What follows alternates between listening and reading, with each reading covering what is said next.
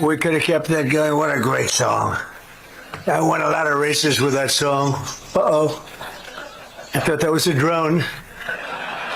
They make them in all different sizes nowadays. They can be very destructive, as you probably heard. So this is, oh, you can sit down. Come on. It's an honor. Now, if you find it really exciting, stand up, pop up again. But it's a great honor to welcome. These are my friends. These people voted for me, 98% that were looking for the other two. But I want to welcome you to the Rose Garden. You know, this is a whole new thing. This used to be grass. And took a little heat from my wife. She said, darling, what did you do with my grass? I said, people got tired of standing in mud.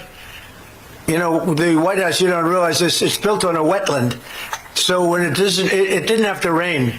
The grass was always soaking wet. If you had a news conference, the reporters who are back there, I think, the reporters, they walk out with their shoes. The female reporters in particular, they weren't thrilled.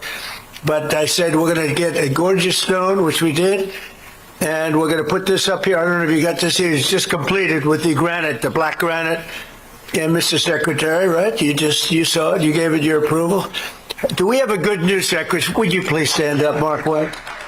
We have a great secretary. He's a great wrestler, by the way. You know, he's a championship wrestler. You don't want to fight him.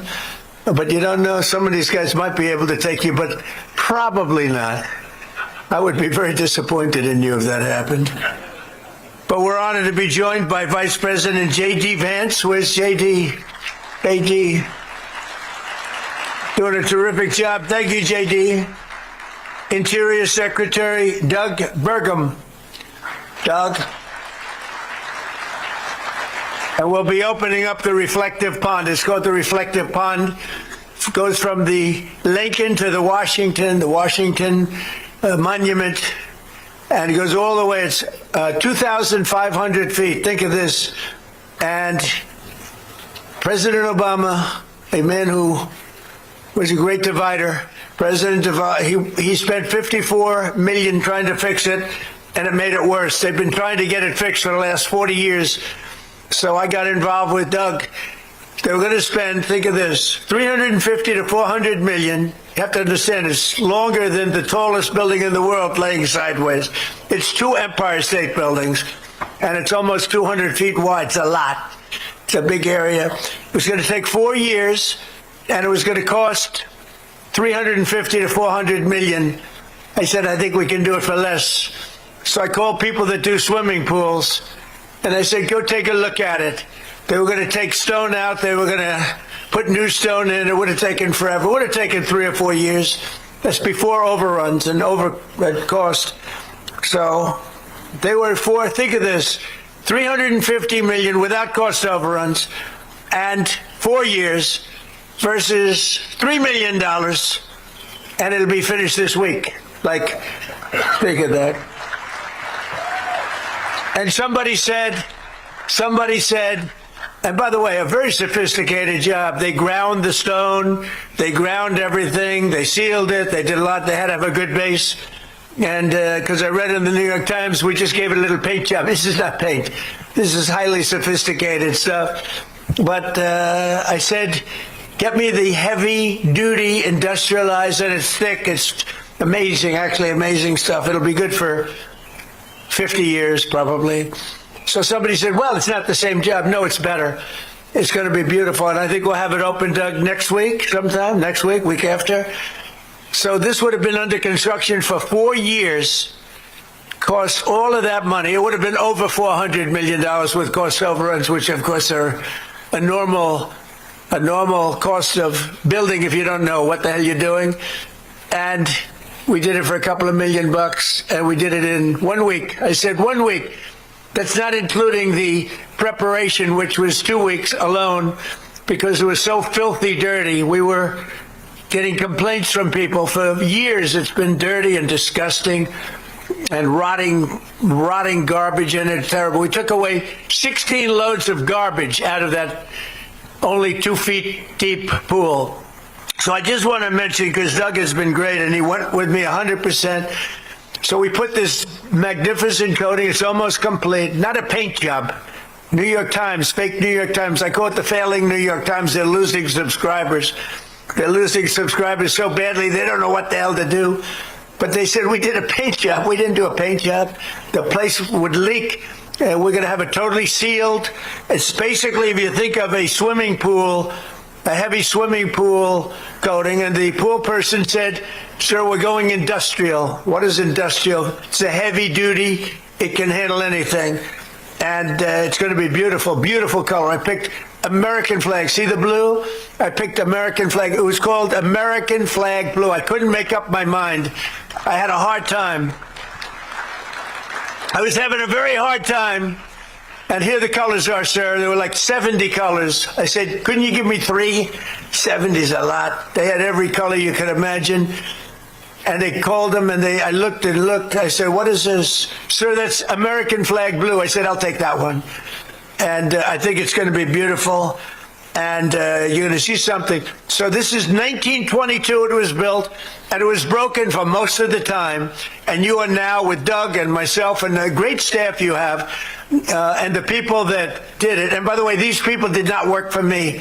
They said they worked for me. They didn't work for me. They come from a different part of the country, but they were good. The people that worked for me recommended it, and they recommend we do it this way. But I recommended it to them because I'm very good at construction. So we saved at least, think of it, I saved $349 million, and I saved 4 years of construction. And the New York Times said I didn't bid it. I didn't bid it. It's unbelievable. It's unbelievable, but I had nothing to do. I blame Doug. They gave it out. I didn't even give it out. So the other people we have, and we have some of the greatest people on earth here tonight, Homeland Security. The Homeland Security team has been unbelievable, I have to tell you. And I came up with an idea that I thought was brilliant. I think all my ideas are brilliant, actually. But this one, I knew I was brilliant. Then I got a call from Tom Homan. He wasn't through. Where's Tom? Is he here? I love Tom Homan. Said, I'm the greatest president in history. I said, Tom, you can't do better than that? Thank you, Tom. So I get a call from Tom Homan. He didn't like it, but everyone else liked it. I wanted to change the name of ICE, which is a tough name, you know, to NICE. So that when the fake news reports, they said, it was a nice day with NICE. We spent a beautiful day with NICE. I said, you will screw them up so badly they won't know what to do. But they said the people that work there didn't like the name as much. I love the name. Hello, Janine. How are you doing? I love Janine. One of the greats of all time, in my opinion. I lived in New York when she was the toughest DA, toughest fair DA. We had some tough ones, but they were crooked DAs, like sort of, I would say, like a dirty cop, like Comey was a dirty cop, you know, and others were dirty cops. She was a clean cop, but she was tough and fair. So we have Secretary of Homeland Security, Mark Wayne. So stand up again, Mark Wayne. You love standing up.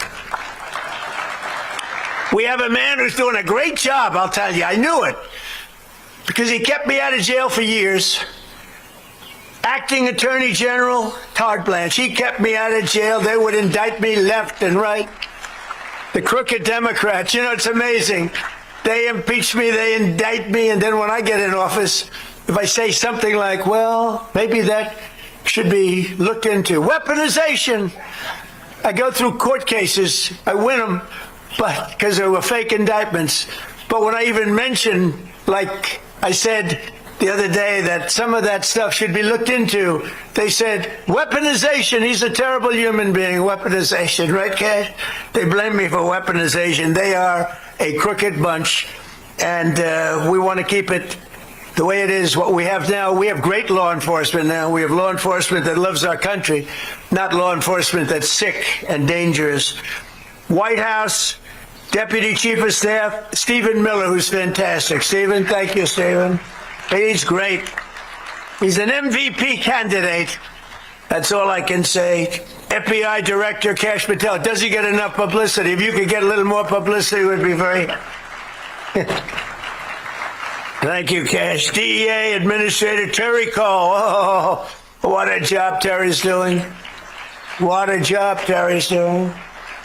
So, Terry, with all of them, Cash and Janine and everybody, we took Washington, D.C., which was a very, very dangerous place, horrible. It was dangerous to it for 4 years under the Biden administration, Sleepy Joe.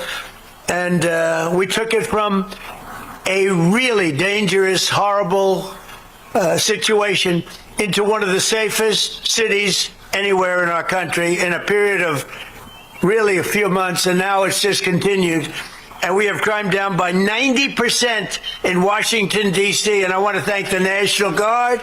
I want to thank our park police. I want to thank Doug Burgum. I want to thank Cash and Janine. I got to thank Janine. If I didn't thank Janine, I'd be in very big trouble.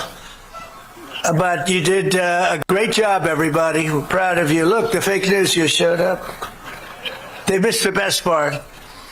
I want to thank also a friend of mine, Secret Service Director Sean Curran. I see you back there, Sean. Thank you very much. And I thought you did a great job 2 weeks ago. You know why? Because I'm here, okay? We consider being here a success.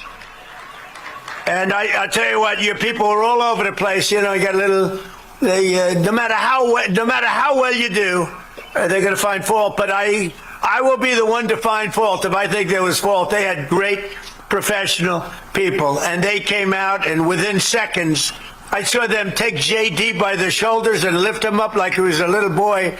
I said, how come they didn't lift me up so fast? They lifted J.D., got ripped out of the chair. That was a view of the week. But they did the job, J.D., right? I think so. The director of the U.S. Marshal Service, Gaddy Saralta. Gaddy, where are you, Gaddy? Great job. And you, with what you've done in D.C., the whole team. But I'm so proud of D.C. because, they all said that it really couldn't be saved. You got to remember, we took over 5,000 people out of here. They were career criminals. They came in through the border, through Joe Biden's open border. One of the dumbest things I've ever seen, open border. We had 6,000, thousands. I won't even go into numbers because who knows what they represent. But we had thousands of criminals. We had numerous murderers, people that were in for murder, people that were taken out of jails. They murdered more than one person, and we got them out of here. We got them out, and overall, I think we took over 5,000 people, career criminals, out of D.C. And one stat that's really good, that 2% of the people create 92% of the crime. And I love that stat because we can solve that problem. We get rid of 2% and you get rid of your crime. And that's essentially what we did. We took a large number of people, but not incredibly large. We got them out, and now we have a safe place. And, people that work in the White House, whenever I'm out, people come up to me and they say, thank you, sir. And I almost know what they mean. They say, thank you, sir. And I said, I think I know. Go ahead. Thank me for what? You made Washington, D.C. safe. We live here. We couldn't leave our apartment. We couldn't go out to dinner. The restaurants were closing. I mean, it was horrible. The restaurants, half of the restaurants closed. You couldn't run a restaurant. Even your car services, Uber, they being robbed when they were in the car. It was horrible. It was a horrible situation. And they come up to me, they say, thank you. It's a safe city again. We walk to work. We walk to the White House. They wouldn't even think about walking to the White House before. Now I see them all over walking to the White House. It's safe. And it's a beautiful thing. And restaurants are opening. The place is like hot. It's very hot. Like our country. Our country was a dead country. We were a dead country and a laughing stock all over the world. 1.5 years ago, we were dead as a doornail. We had no future. Our country was laughed at, disrespected. Our president was disrespected. He couldn't walk without falling down the damn stairs. I say, some people thought it was funny. I didn't like it. I didn't like watching it. Should have never been there. And I'm very careful when I walk, by the way, because if I ever fall, I'm just the fake news they're going to have that headline will go on for years. Sometimes like I walk out of the plane late. Now, I'm not looking to set any records. You go nice and easy. But we had a guy who's just, what a horrible president. We had a few of them, but he was a beauty. And we have safe now. We have a country that's respected all over the world. So think of it.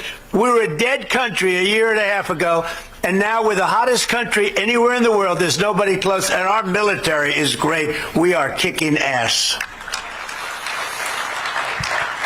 Another great guy, ATF Director Robert Cicada. Robert, thank you very much. Thank you. Thank you, Robert. Good job. And Chief of the U.S. Park Police, Scott Brecht. Where's Scott? Scott?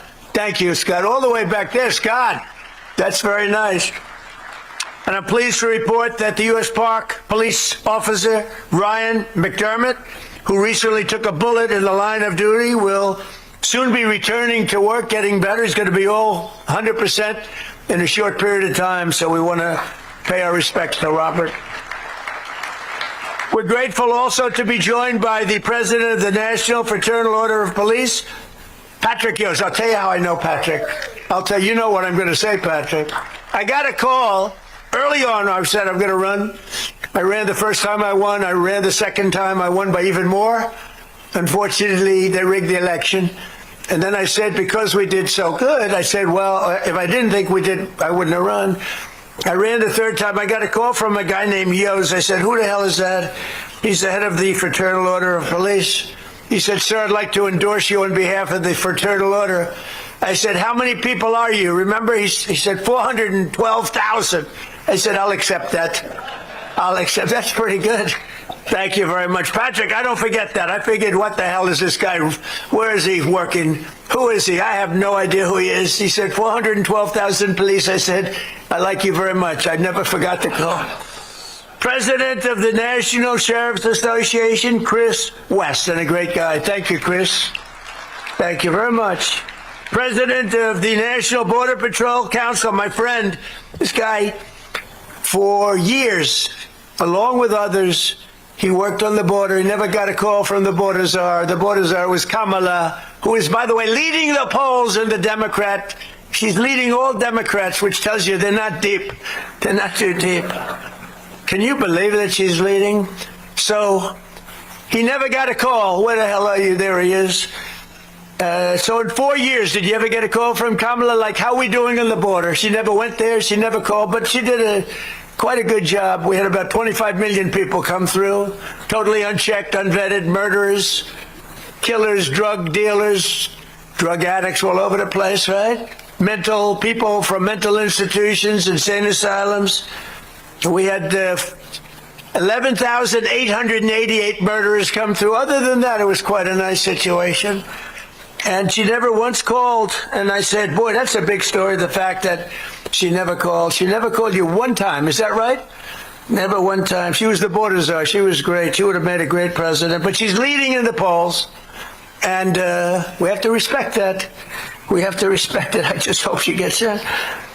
President of, how about Gavin Newsom, though? He went out and he said he's a stupid person. He got bad test marks. He got bad this. He got bad that. He can't read a speech. In other words, well, I'm not reading too much of a speech either. But said he can't read a speech. He's not a smart person. He said, I'm dumb just like all the people in this room. And now he was accused of being a racist. I mean, that was the stupidest. This guy, what he said is so bad. It was the worst interview I've ever seen by a professional politician. And he's running and he's in second place. So we got a lot of beauties out there, JD. I envy you and other people. I don't know. Who's it going to be? Is it going to be JD? Is it going to be somebody else? I don't know. Does anybody have? Okay, let's go. You ready? Who likes JD Vance? Who likes Marco Rubio? All right. Sounds like a good ticket, JD. That was a perfect ticket. By the way, I do believe that's a dream team, but these are minor details. That does not mean you have my endorsement under any circumstance. But, you know, it was a big and then a very nice. I think it sounds like presidential candidate and vice presidential candidate. President of the Federal Law Enforcement Officers Association, Matthew Silverman, another winner. Thank you, Matthew. Good to see you, Matthew. So we're gathered here tonight, and it's exciting because This place was not properly taken care of. I was told by my wife, you have to act presidential, so don't use foul language. I won't. Therefore, normally I would have said it was a shit house, but I don't want to say that. The columns were falling down. The plaster was falling off. You made a speech, and I was saying, couldn't you fix up the paint job up there? You know, it looked, and this place is tippy-top now, including all the brand new, beautiful stone. I paid for it myself. All of the stone, all of the different things we have, and we're bringing the White House back to shape. I don't know if you got to walk into the marble, the statuary. It's called Statuario, the statuary marble. The white, I don't know if you got to walk in there. They probably see your law enforcement. They don't want you to walk into the house. They want to keep you as far away as possible. But it's beautiful, book matched. And I spent a lot of time on bringing this house back because this house was in very bad shape. Those walls were in horrible shape. I'm looking at them now. Look at them. They're perfect.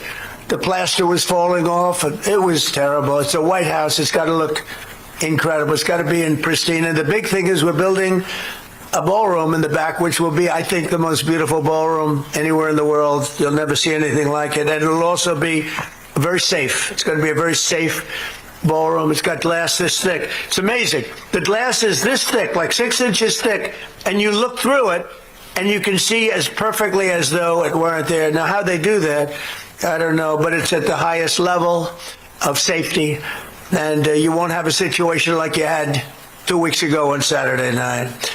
We gathered here to begin Police Week. Very important, my friends. I won about 98% of the police in this country, and we're trying to figure out who are the other 2%, because nobody can figure that one out. Figure that. And we pay tribute to the heroes who keep America safe, and they are heroes indeed. This week especially, our thoughts turn to the officers who gave their lives in the line of duty, to all of the incredible police officers, sheriffs, deputies, law enforcement officers, all law enforcement. We want to thank you. I thank you from the bottom of my heart. I respect nobody more than I respect you. Without you, we have Bedlam. Without you, we have Somalia. Okay, a fine place where we have a congresswoman who brilliantly came over to the country by marrying her brother. That was the first law she broke. That was the least of them. And she comes from a country where they have nothing but crime, bedlam, filth, a horrible place. They say it may be the worst place. Comes to our country, and then she tells us how to run the United States of America. It's an amazing thing. Ilhan Omar. It's an amazing thing how they can get away with it, and the people don't want that to happen. And hopefully you'll figure it out. But a very terrible thing. I can't stand it. She says, the Constitution gives me certain rights. Go back to your own country, talk about a Constitution. They don't have a Constitution. They never will. That's why upon taking office, I signed an executive order directing the Attorney General, who is doing a great job, by the way, McGee. You're doing a great job, Tosh. He's been good. That anyone convicted of killing a police officer should face the death penalty. 100%. That's an easy one. From day one, my administration has made public safety and the support of our law enforcement our absolute highest priority. Last year, the murder rate saw its single largest decline in recorded history, to the lowest level in over 125 years. Before my father was born, I had a great father before my father was born. 125 years ago, 1900, the year 1900, Janine. Pretty good, right? Probably because they don't want to mess around with you. You haven't been there quite that long. I deployed our National Guard and federal law enforcement to restore law and order to our most dangerous cities, including, as I said, right here in Washington, D.C., and as we prepare for America's 250th anniversary celebration, we're planning a large public safety surge here in Washington. We're going to have it nice and safe. And we're going to also, if requested, help other cities like Los Angeles, New York. They're fools if they don't ask for help. Absolute fools. Since I took office, our administration has made nearly 200,000 criminal arrests nationwide, a record. And we're getting them off the streets and putting them in jail, or in many cases, sending them back to their lovely countries where they came from. And sometimes their country will say, we don't want them, we're not taking them. I'll say, that's okay. Slap about a 25% tariff on their country, and they call back. We would love to have them back immediately. In addition, the Department of Homeland Security has removed nearly 615,000 illegal alien criminals from our country for the past 12 months in a row. Think of that. 0 illegal aliens have been admitted to the United States through our southern border. And that's think of that. Think of that. 0. And, you know, the people that make those charts are inclined toward being a Democrat. Or a new name I came up with yesterday was a Democrat, because I was talking about this guy. And I think that could be a good one. You know, I've come up with some extraordinary names. But I was talking about Hakeem Jeffries. He's a low IQ person. And he was talking about all these things. He was saying things that were so stupid, so basic and so stupid. He called our Supreme Court illegitimate. I don't agree with our Supreme Court all the time, I can tell you that. But you can't call it illegitimate. If I ever said that, you can imagine what would have happened. But there wasn't a big stir. But he was talking, and I said, yeah, he's a dumb guy. And then I said, he's a Democrat. And I don't know if people are going to like that term or not. It maybe catches on, and maybe it doesn't, but it's true. Their policies are insane, and they would drive our country into ruin. And we've got to do great in the midterms. And if we don't, they will do everything they can to destroy our country. There's something wrong with them. The flow of deadly fentanyl across our border is down, by the way, by over 60%, which is a record. Nobody ever thought it was even possible. And coming in by sea, it's down by 97%. And again, we're trying to find the 3% because we consider them to be among the bravest people anywhere in the world. Anybody willing to get into one of those boats after what they've witnessed, we would consider them to be among the bravest in the world. These gains have been the result, and what a job our military and others are doing with respect, is that right, Paul, with respect to drugs coming in by sea, meaning drugs coming in by water, by the ocean, by the sea. A lot of people don't know what I mean by sea. They think I'm talking about vision. I'm talking about sea, like the sea.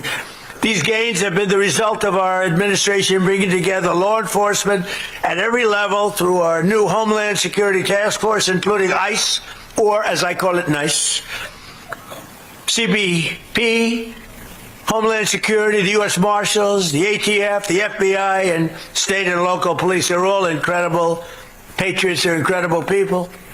I also want to recognize one hero who exemplifies the amazing courage our police officers show each and every day, Assistant Chief Aaron Edwards from the NYPD, New York's finest. Where's Aaron? Where are you, Aaron? Great. Hello, Aaron. Good-looking guy. I love the NYPD. We're great people. They've got to be respected by our elected officials. They have to be respected. Last March, he was on duty when there were clashing protesters outside of Gracie Mansion, and 2 radical Islamic terrorists threw explosive devices into the crowd, violently into the crowd. He reacted instantly, jumping over a metal barricade and sprinting to apprehend one of the men. As fate would have it, this 23-year-old veteran of the New York PD was inspired to join the force when he saw police running into Twin Towers on September 11th. It had a profound impact, 2001. And now he's helped arrest terrorists from all over the world, some really bad ones. So I just want to say, Assistant Chief Edwards, I want to thank you very much. I've heard about your record. Your record is very legendary. Congratulations. Thank you very much. That's great. So this Police Week, we pray for the families of our fallen officers, those great, great families. And we thank the heroes who wear the badge and risk their lives every day on behalf of our nation. You are restoring the foundation of law and order for our country and to our country. You're amazing people. You don't really understand one thing. You don't know how much respect. People respect you. They love you. You don't hear that, but they all feel it. I know it, and they tell me about it all the time, as much as anybody else and more. So I just want to welcome you as great professionals, as unbelievable people and patriots, to the beautiful White House, the new and improved White House, and it's an honor to be with you. And I said, I'm very busy tonight. I don't have time for dinner. And they said, oh, it's the police we're honoring. Oh, I'll have dinner. So I'm going to join you for dinner. Is that okay? I'll set aside the Iranians for an evening. I'll put the Iranians aside, and we're going to have a little dinner. So I want to thank you all. You're really specially just amazing people. Thank you very much for being here. Thank you.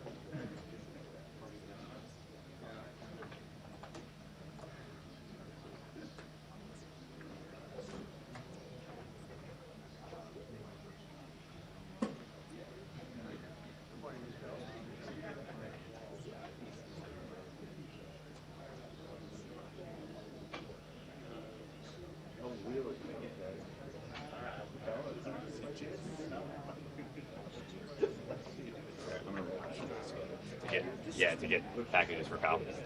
So somebody's in there. Just okay.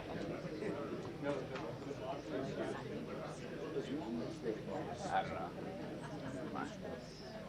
I mean, I don't know what I'm doing here. Just think too much, so I'll make sure Keaton's taken care of. Keaton's out in the hallway. He's waiting out in the hallway. If anybody needs anything, so you should stay there.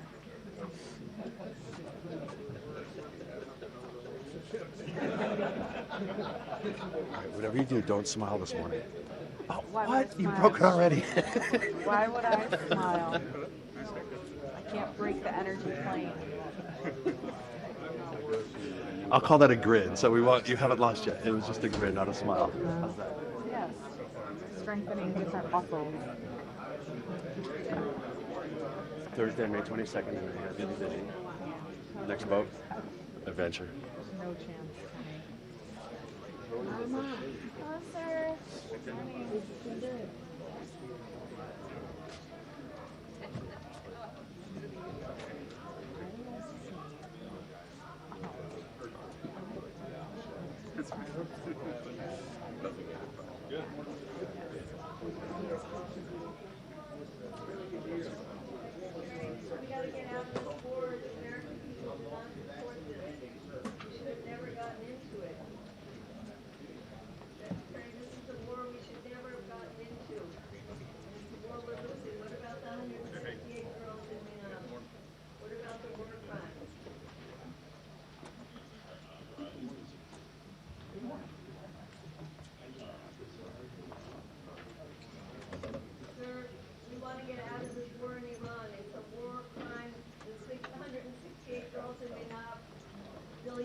We're spending every single day. The American people do not support this war.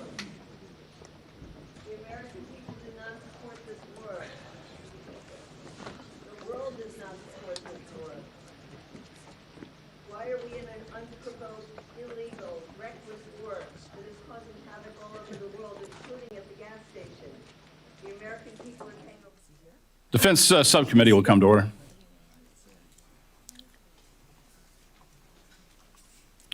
Good morning. Today, the subcommittee will convene for open hearing to receive testimony from the Honorable Pete Hegseth, Secretary of War, General Dan Caine, Chairman of the Joint Chiefs of Staff, Mr. Jay Hurst, performing the duties of Undersecretary of War Comptroller. Mr. Secretary, General Caine, and Mr. Hurst, a warm welcome to you. Thank you for your service to our great nation, and I thank you for appearing before the subcommittee today. I want to first acknowledge the extraordinary demands we place on all our volunteer force and the military families who bear the weight of service alongside their loved ones. Quality of life and care for our service members and their families are central to our mission to continue to ensure the finest fighting force in human history. We owe everything to their sacrifice and send our thanks that they have answered the call to serve. This hearing addresses issues that are deeply interconnected and collectively define the national security challenge of our time. Let me begin with the budget. We want to be good partners with the department to ensure that our men and women in uniform have every resource they need. But I have serious concerns about how this bifurcated budget splits discretionary and mandatory funding on some of our highest priority programs. We have significant gaps in needs for our warfighters that we had to address in the FY26 appropriations process because of the way mandatory was requested and enacted. This subcommittee needs to understand how the resources requested in this budget translates into real, measurable improvements in warfighting capability. We also need to understand the consequences of this funding approach. We owe that level of accountability to the American taxpayers. Next, on readiness. The picture demands our honest attention. Across the multiple domains, including munitions, shipbuilding, innovation, and aviation, questions persist about whether we are building the depth and reliance required for a high-end conflict. We have made progress in some areas. I want to acknowledge the department's efforts to address these questions. However, progress is not the same as capability in delivering, and capability delivery is what we need at this moment demands. Finally, that brings me to the threat environment we currently face. The world has grown more dangerous, more complex, and more interconnected in its risks. China is modernizing its military at a pace and scale that is alarming. Russia continues to wage a brutal war of aggression, and while Iran and their proxies have been dealt a severe blow, they remain a threat. Threats to Taiwan, Ukraine, NATO, Israel, our partners in the Gulf, and our allies across the globe are not abstract concerns. They are tests of America's credibility and resolve.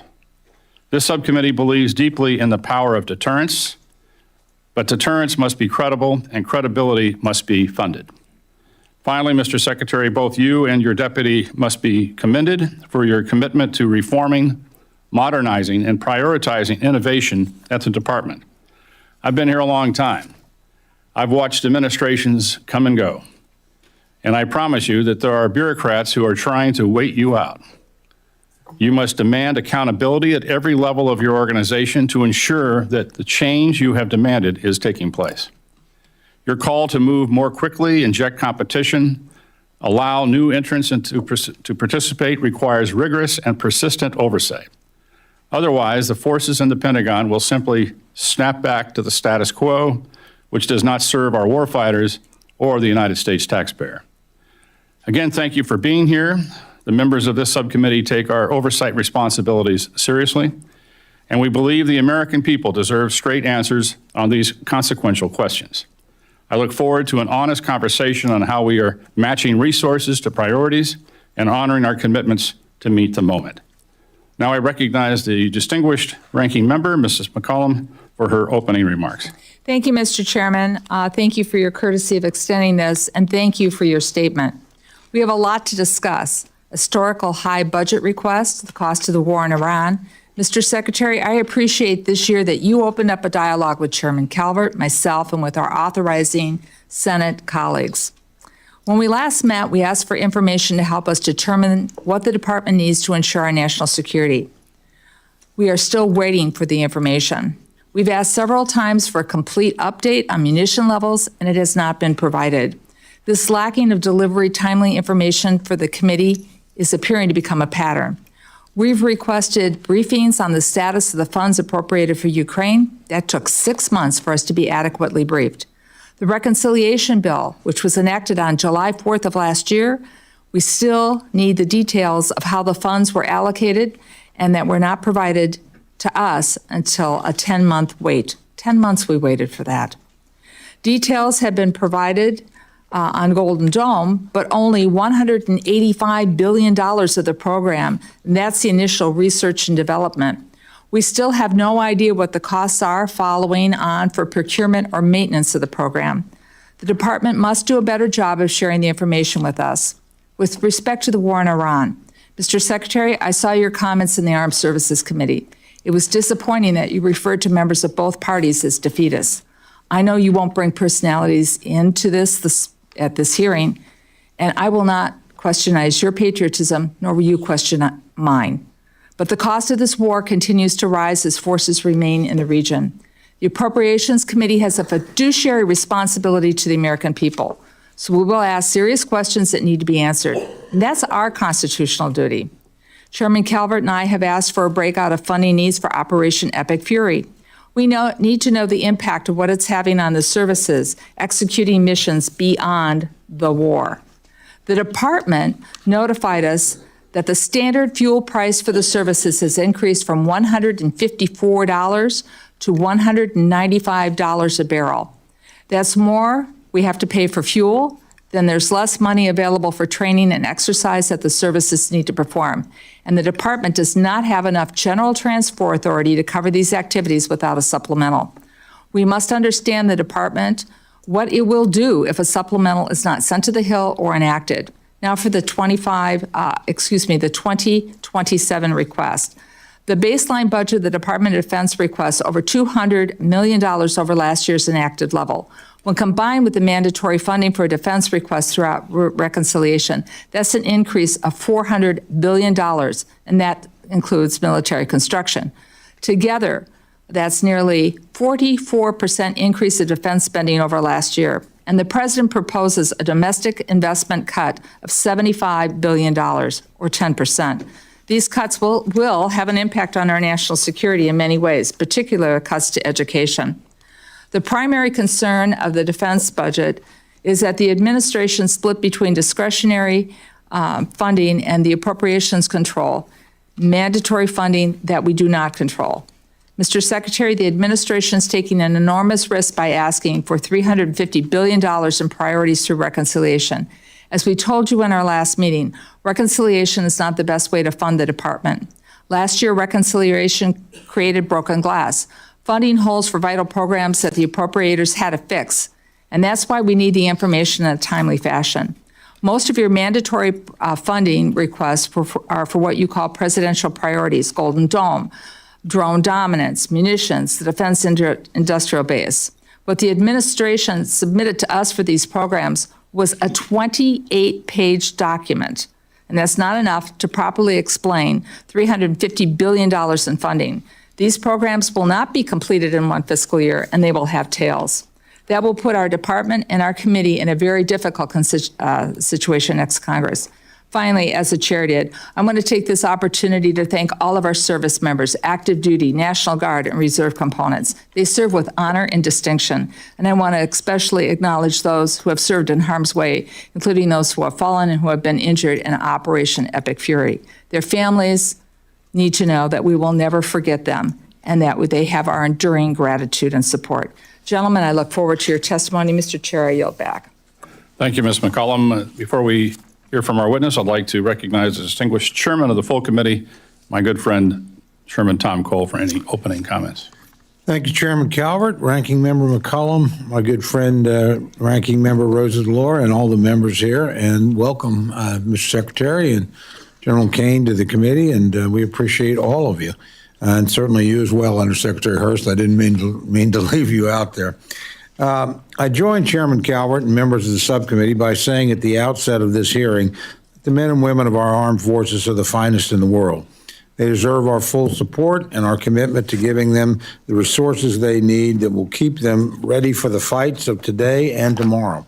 Without hesitation, I recognize that a strong, agile, and effectively funded defense is not a mere priority, it is a necessity. The current threat environment facing the United States is as serious and as layered as anything I have witnessed during my time in Congress. The convergence of challenges from China, Russia, North Korea, and Iran demands that we all work together with a level of seriousness and urgency that frankly has not always characterized our defense debates in recent years. On the budget, I firmly believe that adequate and stable defense funding is a national imperative, and yet funding alone is not enough. Every dollar must reflect clear priorities, operational effectiveness, and strategic urgency. This subcommittee has a responsibility to ask hard questions about priorities, program performances, and whether the department's acquisition processes are keeping pace with the speed at which our adversaries are moving. To that end, I certainly associate myself with Chairman Calvert's concerns about a bifurcated funding of the Department of Defense. We have questions on the assumption of mandatory funding in the department's request. We need you to be a partner with us on this front. Transparency and communication are critical to ensuring that we are aligned as closely as we can be with your needs. And frankly, I do worry in the future, and I hope you address this in your remarks. This is a second reconciliation package for defense, and that creates cliffs for this committee in the future. At some point, that funding disappears, and we would have a massive increase in discretionary funding to sustain it. So how we do that going forward, when we do that, is a major concern for this committee, certainly for me personally. I also want to speak directly about the issue of our allies and partners. American power is most effective when it's exercised in concert with like-minded nations who share our interests and our values. As we look back on 250 years of our exceptional history, the truth of that statement is apparent over and over. From those who stood by us in our fight for independence to the shared mission against evil during World War II, tyranny falls when free nations stand together. America first has never meant America alone. American strength is not diminished when allies shoulder their share. It's multiplied, and we must continue to sharpen our strategic advantages. And I commend you for working to make sure that our partners are beginning to step forward. NATO remains a critical pillar of collective defense, while our alliances across the Indo-Pacific are indispensable to building a credible deterrent against rising aggression in that region. I'm interested today in hearing how this budget strengthens those partnerships and how the department's working to ensure that our allies are investing at levels commensurate with the threats that they, as well as we, face together. The bottom line is simple. We always hope for peace while maintaining the strength to defend it. We're committed to ensuring our military remains unmatched, our adversaries deterred, and the American people protected. Secretary Hegseth and General Caine, we look forward to your candid dialogue.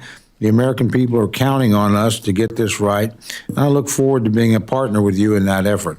Again, I thank you for being here today, and I thank you all for your distinguished service to our country. With that, Mr. Chairman, I yield back. Thank you, Mr. Chairman. I would like to turn now to the ranking member of the full committee, Mr. Lauro, for any opening comments.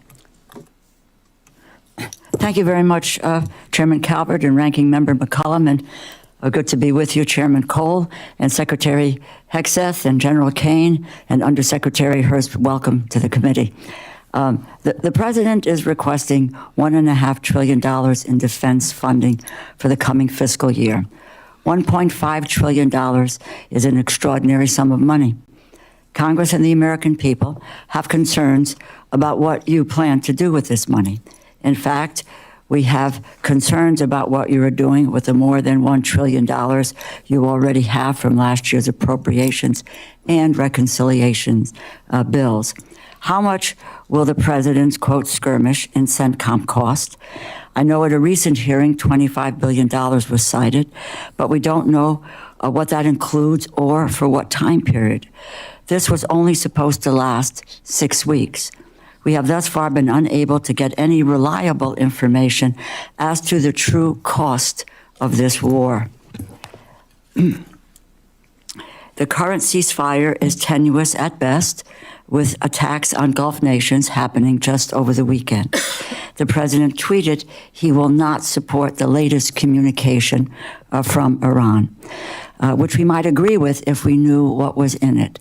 But there has been a consistent lack of transparency since this war began.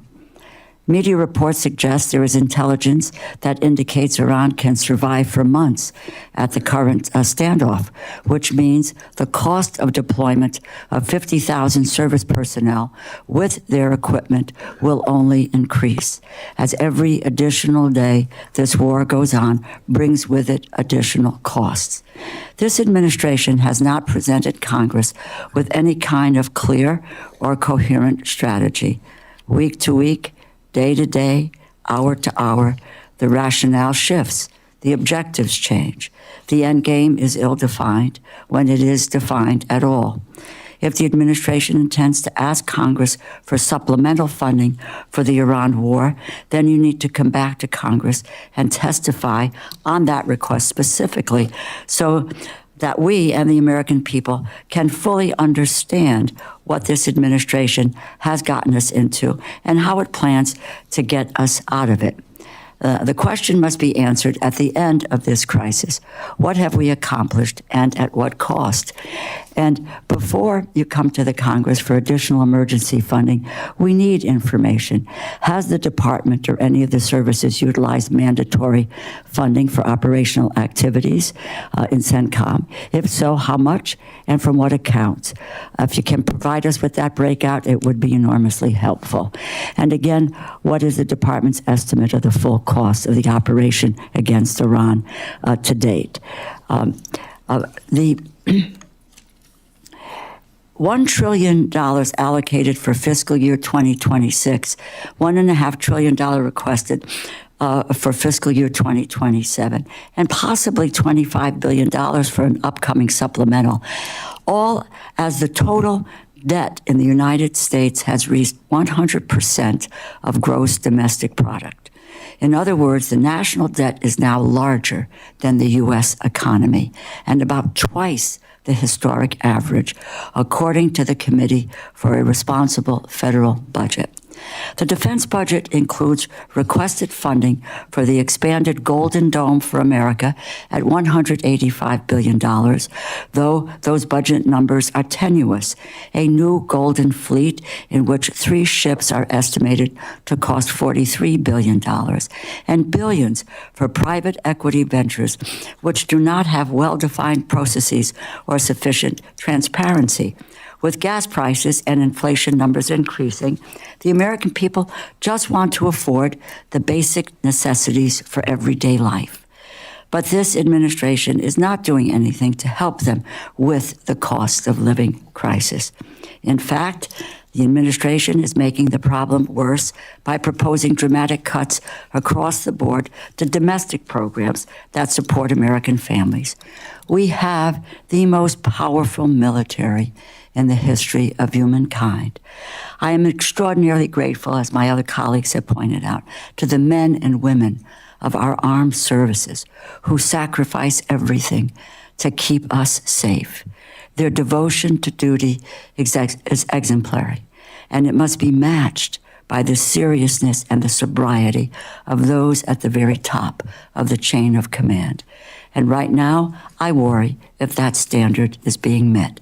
I look forward to your testimonies today and hearing the answers to this committee's questions shortly. Thank you, Mr. Chairman, and I yield back. Thank the ranking member. We'll now begin witness testimony. Gentlemen, without objection, your full written testimony will be placed in the record. Secretary Hegseth, we begin with you for a brief summary of your remarks. Well, thank you, Mr. Chairman, ranking member. Distinguished members of the committee, thank you for the opportunity to testify in full support of President Trump's historic $1.5 trillion fiscal year 2027 budget for the Department of War. The president's budget request reflects the urgency of the moment, as was mentioned by many.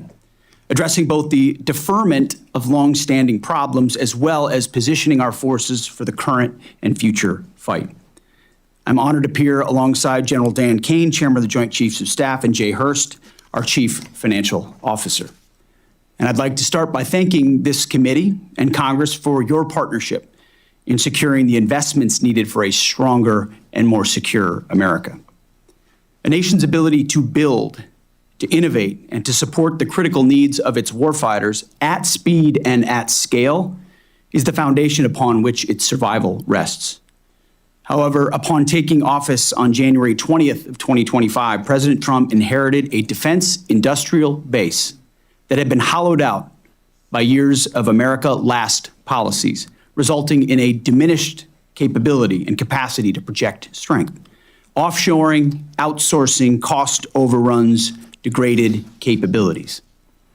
Under the leadership of President Trump, our builder-in-chief, we are reversing this systemic decay and putting our defense industrial base back on a wartime footing. Urgency informs everything we do at this department.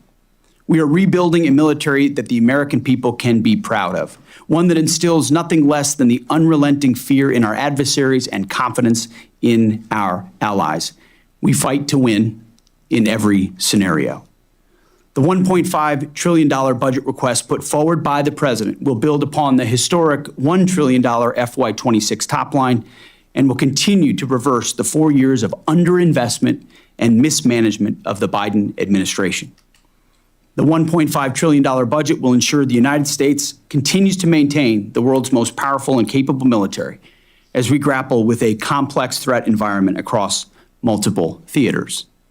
Not to mention, the budget also includes a historic troop pay increase, building on the pay increases this committee has given, and the budget eliminates all poor or failing barracks.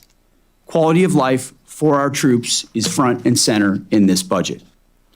By supercharging our industrial capacity and transforming how the department does business, we are restoring American commercial dominance at a pace unseen in generations, transforming the defense industrial base from the broken, slow-moving systems of the past. We have flipped the Pentagon acquisition process from a bureaucratic model to a business model, decisively moving from an acquisition environment paralyzed by bureaucratic red tape into an outcomes-driven organization focused on delivering the most for taxpayer dollars. And Mr. Chairman, you're right, it's a war of attrition against the Pentagon bureaucracy every single day, and we intend to win it. Over the past year, through historic multi-year procurement agreements, smart business deals, we have sent ambiguous demand signals to our industry partners to build more and build faster.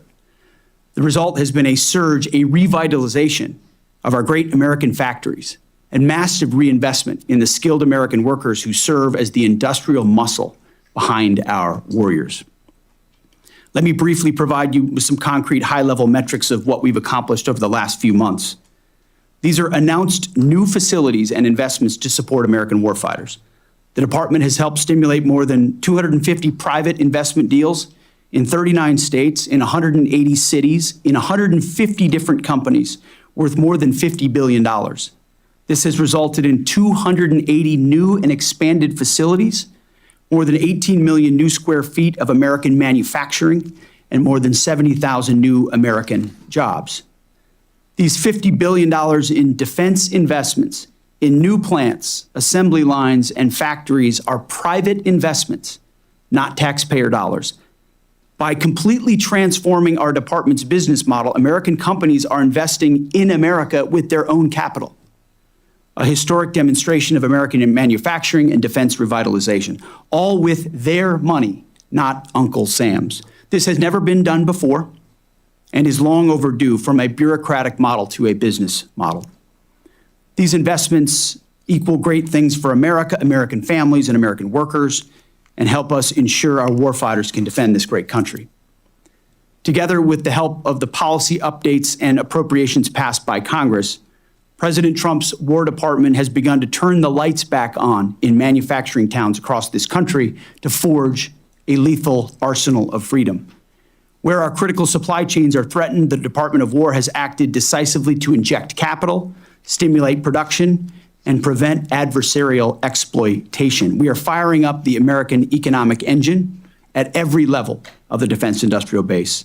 Every policy we pursue, every budgetary item we request serves to ensure that this department remains laser focused on increasing lethality and survivability of our fighting force from the front lines to the factory floors.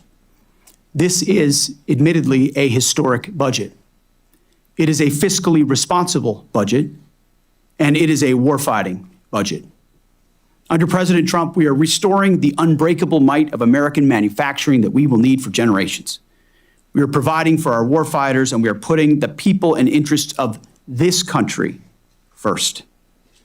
May Almighty God continue to watch over all of our troops, and may we honor the legacy of those brave Americans that we've lost. That is our sacred mission that we will continue to execute on.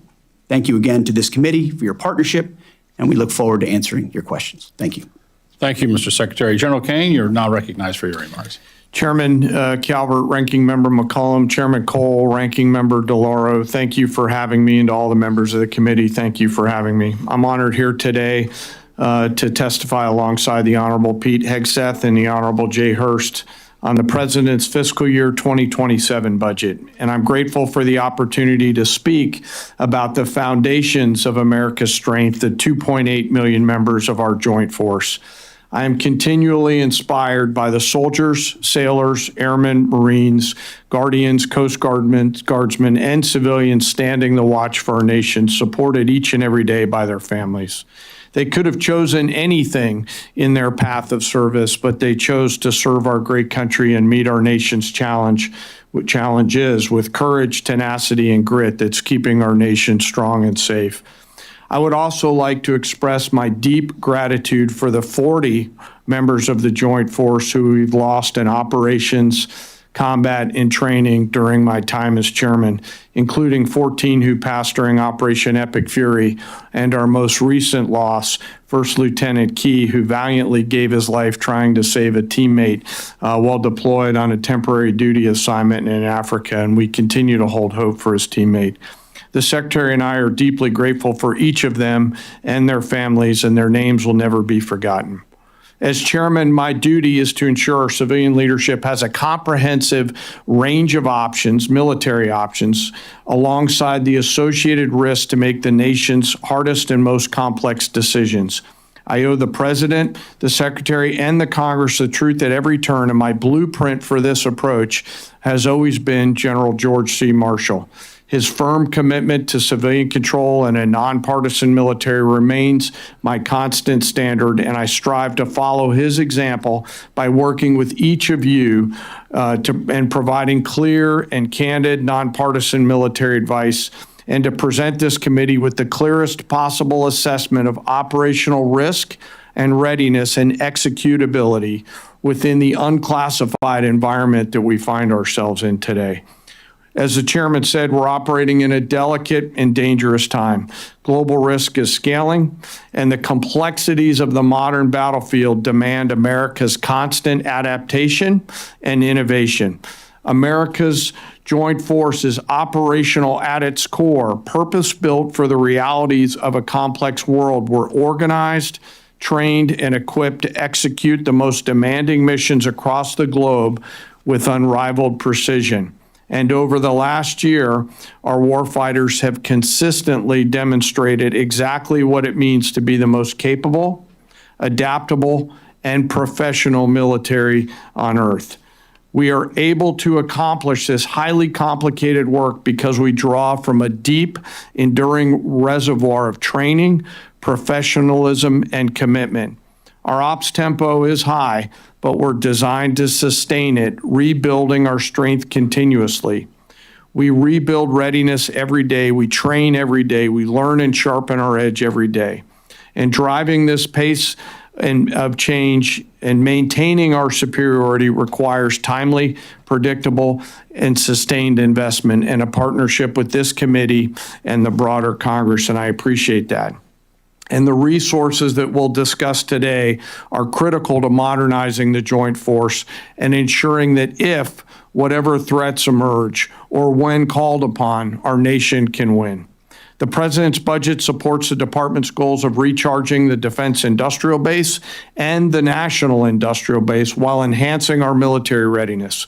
We will continue to ensure our warfighters are properly armed, globally integrated, and ready, while always taking care of our most precious thing, and that is our people. And while advancing the hardware and technology essential to fight, it's the character and competence of our people, particularly the 1.8 million members of our enlisted force, who make us proud every day. And they're represented today by the senior enlisted advisor to the chairman, United States Navy SEAL Dave Isom, sitting behind me. While we face dynamic and dangerous times, I have absolute trust and confidence in our people, who every day execute the most challenging missions with quiet professionalism. And coupled with the American spirit to outthink, outcompete, and relentlessly innovate, we will maintain our decisive edge, but doing so requires your continued partnership. It is also graduation season, where we welcome a whole bunch of new members to the Joint Force, to include members like Second Lieutenant Archie Dennis, United States Army, who, along with his Citadel classmates in South Carolina, joined the Joint Force this weekend. And I welcome he and all the other new graduates to the Joint Force. As I close, I humbly ask that we remember right now our deployed teammates out there doing our nation's work, going out into the darkness to do the things that we ask them to do. And I ask, as always, that we remember not just the 40 fallen that I mentioned earlier, but all of our nation's fallen and their families who soldier on. Thank you, and I also look forward to your questions. Thank you. I want to ensure each member has a chance to ask questions, so everyone will have 5 minutes for their remarks. I'll begin by recognizing myself for 5 minutes. Secretary Hegseth, for decades, Congress and the department have sought acquisition reform and innovative technologies. It's only since FY24 that the level of investment started to catch up with the rhetoric. The FY27 budget request includes over $950 million for the Defense Innovation Unit, $54.6 billion for the Defense Autonomous Warfare Group, $580 million for the Joint Interagency Task Force 401, and for the counter small UAS. And I believe these investments will deliver overdue capability. And this subcommittee will continue to work with you to ensure success. I also note there's only $100 million for the accelerate the procurement and fielding of innovative technology. That's surprisingly low given APFIT's success. The subcommittee will continue to support APFIT as we have in the past. I invite you to join me at the APFIT Day on the Hill, July 21st, to see firsthand how APFIT is delivering capabilities to the warfighter. Consistent with the desire for injecting innovation at scale, for decades there's been increasing demand for increasing resilience in the industrial base, and more specifically, the supply chain. The FY27 budget request includes over $20.2 billion for the Office of Strategic Capital and $30.4 billion for the Defense Production Act. As you're aware, we're working closely with the industrial base policy team on the Civil Reserve Manufacturing Network to ensure the department can qualify and certify second and alternate sources to maximize American manufacturing.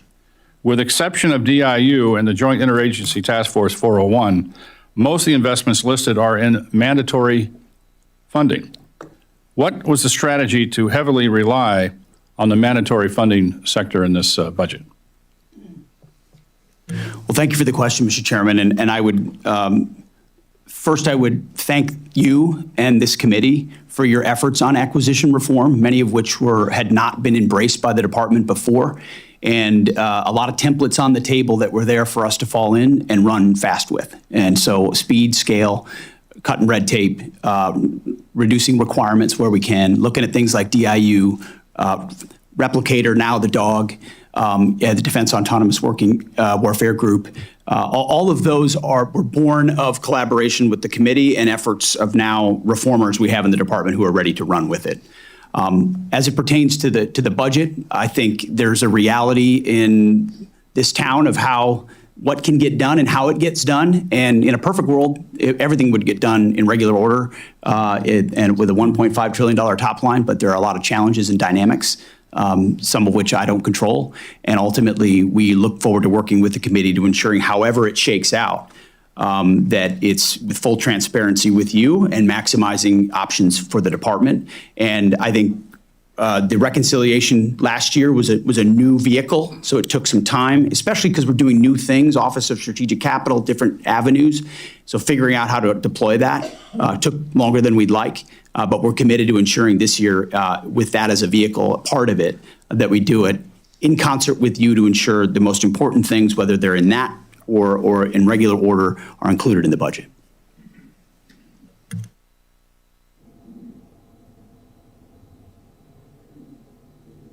Understand the desire for flexibility. I understand why we're breaking this up in order into chunks, to, I guess, more digestible to some degree politically. But I would hope we can get a supplemental bill here soon.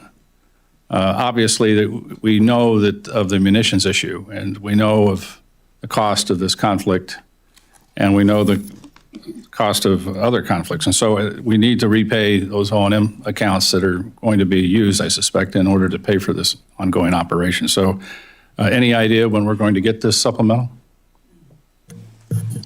We're well aware of all those dynamics. I think, first of all, the munitions issue has been foolishly and unhelpfully overstated. We know exactly what we have. We have plenty of what we need. And the reason we're accelerating a lot of this is because the department's been static in how it does this kind of business, not to mention the amount that was given to Ukraine for years and years. So we are getting after changing that dynamic so that we're not getting 100 more of something, but the companies are investing, so there's new plants, so you're getting 2x, 3x, 4x of those munition in future years, because that's what we need, that's what our allies and partners through FMS require, and we just haven't been delivering it. So we're in good shape on that front. Whatever we think we need, we will submit. But I'll say, even in the conduct of the conflict, working with the chairman and Admiral Cooper, ensuring that any munitions we're using, we know what we're trading off of to preserve capabilities, so we have maximum optionality across the globe, which we do. Again, no, it'd be helpful to get the supplemental sooner rather than later, for we can get to work on. And now recognize Ms. McCollum for her question. Thank you, Mr. Chair. Mr. Secretary, the House Armed Services Oversight hearing, Mr. Hurst stated that the cost for the war for Operation Epic Fury are at $25 billion. Am I correct with that number that you used at the hearing, Mr. Hurst? Yes, ma'am. That was the cost at that time. At that time. I would request that you provide the committee in writing the specifics of what the department will be requesting in the supplemental and the breakouts for the following costs. We talked munitions, and Mr. Secretary, I think we'd have a more robust discussion on that if we were in a classified setting, but I respect what you shared with us. But this is what I'd like. A breakout for military personnel, operational activities, additional maintenance for deployed ships, munitions used, equipment lost, and updated fuel costs. Now, we need to know the funding required to cover the damage to the U.S. facilities, and if there are any agreements from our regional allies, we hear things in the press, that would be helping for any new facilities or improvements in CENTCOM. Now, Mr. Hurst, here's the rub. We need that by June 11th. We mark up our bill. And some of these are not new asks, but I thought I'd drill down and be just a little more specific for you. So I know you're going to do your best. We'll take the homework assignment in pieces. Anything you can provide would be great. Now, under the War Powers Resolution, the administration has 60 days to conclude activities unless Congress has declared war or provided authorization. Congress has not done that. And I know there's different opinions and it changes from day to day whether or not the war powers clock is paused. But this law states beyond May 2nd, the administration needs congressional authorization to continue military operations. And the president just recently said yesterday that Epic Fury is not over. Military operations have continued. We have a naval blockade, and both sides are exchanging fire. They did so over the weekend. Speaker Johnson, in my opinion, should put an authorization on the floor this week. But Mr. Secretary, if Congress does not authorize, if we don't authorize this to continue military operations against Iran, you're going to have a plan put in place to draw down our troops, to reset the region, to protect our assets.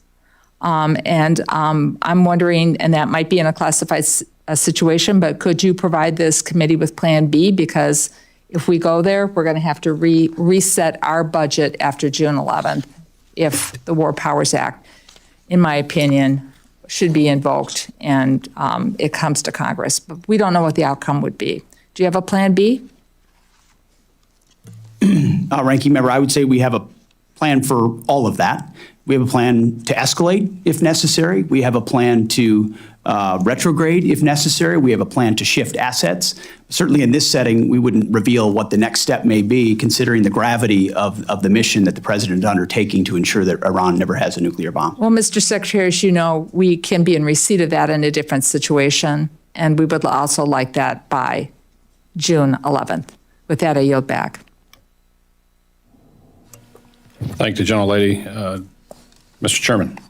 Thank you very much, Mr. Chairman. Mr. Secretary, as I said in my opening remarks, I have concerns about the use of reconciliation. I don't have any concerns about the amounts and the effort to restore the industrial base. You're to be commended for that.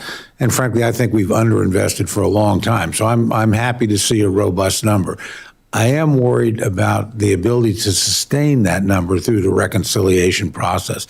At some point, that money disappears. And we'll be, so give me some sense of how much of this reconciliation money is one-time expense that you expect to either use for procurement that you may not need to do again for a long time or inject in the industrial base. How much is for day-to-day operations that we would need, frankly, to think of as a long-term recurring expense? It's a good question, Mr. Chairman, and I'll defer to Jay on details, but I would say take, for example, the deals that are being cut that will be funded here, that ultimately look at companies that make exquisite weapon systems for us. And they say, in exchange for a 5 to 7 year contract, which committees like this have authorized for us, the authorizing committees, not the appropriating committees, the authorizing committees. And now, because they have that clear demand signal, they're able to invest in a new plant and they're paying for it. And that's what I talked about in my open remarks. So they're building 2 or 3 new facilities, but we're committed to paying for those munitions for 5 to 7 years from this budget. And ultimately, but the nice part is we're saving money because there's no inflation. It's at the cost of it today, even when we buy it 7 years from now. And that's why you're seeing a $331 billion in munitions as part of this budget. There's a rocket fuel component to this, given the underinvestment that exists inside this budget. There will be some tail, obviously, and as I acknowledged up front, a higher top line from this department's perspective is always a welcome thing, but the intention is not to get anyone stuck in a certain place, but to address the needs of the moment, cut different deals, create new dynamics where companies actually invest. So we have, this committee knows the exquisite munitions that we're going to be using 5 to 7 years from now, no matter what. It's about time we look into the future the way we are with this budget, but you have to fund that. And so I think that's a big chunk of an increase that you see. I mean, if you're investing in the shipbuilding industrial base, the defense industrial base, housing and barracks, all of that increase troop pay. And we're looking at increasing the top line of the entire force by 50,000 troops. That's an investment into the future. So I would acknowledge that a lot of this does have follow-on cost, but some of it is something we're going to pay for now and benefit from in the future. But Jay, I would defer to you. Yeah, Mr. Chairman, in this, there's $113 billion for investments in the defense industrial base. I would characterize that as a one-time plus-up for catch-up. $35 billion for FSRM to fix all of our poor and failing barracks and other facilities of the department, and also some catch-up investments in AI and autonomy. And so if you look at what we're doing with mandatory, probably about $200 billion of that is a one-time expense. We come down to 1.23 for a requested top line for FY28. And so we think we can sustain these investments over the FYDP with the discretionary dollars after this. Well, that's reassuring. And again, I don't have any disagreement with what you're trying to accomplish at all. I would remind you that frankly, the use of reconciliation depends on political support in Congress that can be very transitory. So it's a high-risk strategy as opposed to building things into the baseline. But again, I'm supportive of what you're trying to do in terms of recharging the industrial base. I think it's long overdue. Let me ask you a specific question, and you may want to get back to me on this, I don't know, but we've had some discussion over, we lost one E3 on the ground. Thank goodness. It looks like no crew loss. This committee's been interested in investing in the E7. The Pentagon signed a contract for 5 additional planes, not in the Air Force budget. Is there going to be a fix to that, or where are we at on thinking about the E7? I'm well aware of that dynamic. I know our department had taken the position that it was airborne or other satellite ISR that was probably going to be capable of a lot of that in the future. But I think that mindset was indicative of a mindset that we've shed, which is the divest to invest mindset, which was an austerity mindset, that we're going to get in continued resolution after continued resolution. So we got to get rid of these platforms in order to invest in these platforms. And there are gaps that need to still be filled. And there are systems that still need to be funded that are used on the battlefield right now, say MQ-9s, A-10s, you name it. I think this and the E7 is one of those. So we've actually sent a budget amendment to OMB to add that. I think it has a future. It has a place on the battlefield, and we'll get more information for you on that as well. Well, I appreciate that, and I particularly, though, appreciate the mindset. I think you're 100% right. I've seen this over and over again about eliminating platforms on the idea we would immediately use that money for new things, and quite often it just simply didn't happen. We lost the capability, but we did not move forward with the investment that we needed. So, again, thank you for rethinking that. I've got a lot more questions, but so does the entire committee, Mr. Chairman. So with that, I'll yield back. I just want to make one quick comment when you're talking about the fixing barracks and facilities. I hope we also fix the property management systems throughout the department, which is woefully needs attention. With that, I recognize the ranking member. Thank you very much, Mr. Chairman. Mr. Secretary, the national security strategy says American national power depends on a strong industrial sector capable of meeting both peacetime and wartime production demands. And the national defense strategy directs DOD to, quote, supercharge the defense industrial base. DOD's 2027 budget overview appears to use that same framing. Yet, your department's budget request cuts over $5 billion from the industrial base in the aviation sector alone, effectively shutting down all current Army aviation platforms.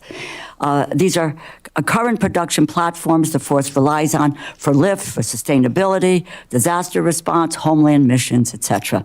How did the department arrive at the conclusion that reducing procurement for these Army aviation platforms strengthens rather than weakens the aviation industrial base?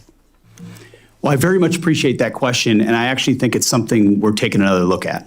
I think it's not that every aspect of there are some very good things in the Army Transformation Initiative, and there are some things that we've needed to get another look at. Mm-hmm. And so I think you'll see a review of some of those things, and we'll get back to you on that. Of the aviation sector? Yes, ma'am. Okay. And with that, but was there an analysis about the impact of the requested procurement reduction? Did you all do an analysis of production line suppliers, workforce, restart risk prior to the decision to cut the funds?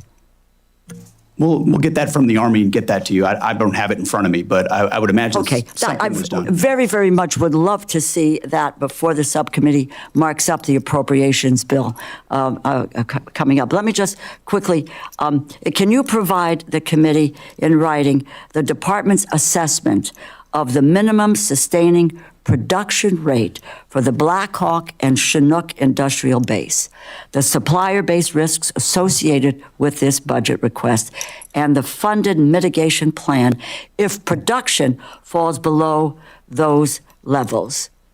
Can you provide us with that information? I think that's critically important. I think we should get that to you, and I think those platforms are critical to the force right now, and we need to make sure we're able to sustain them. Yeah, I think you made the point that industrial base readiness is a strategic issue. It's what the national security strategy recognizes, and I look forward to hearing more about how cutting the $1 billion in the base investment aligns with that shared goal.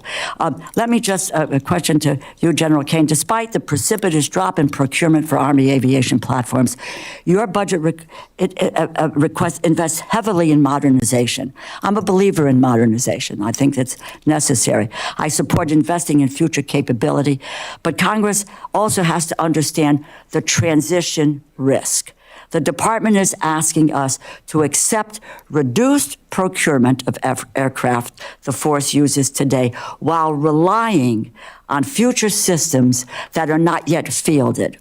And General, from a joint force readiness perspective, what is the department's plan to avoid a mobility lift sustainment gap if current aviation capacity declines faster than replacement capability arrives? What are the decision points where the department would revisit the reductions if future vertical lifts schedules slip, if costs rise, or operational demand remains higher than expected?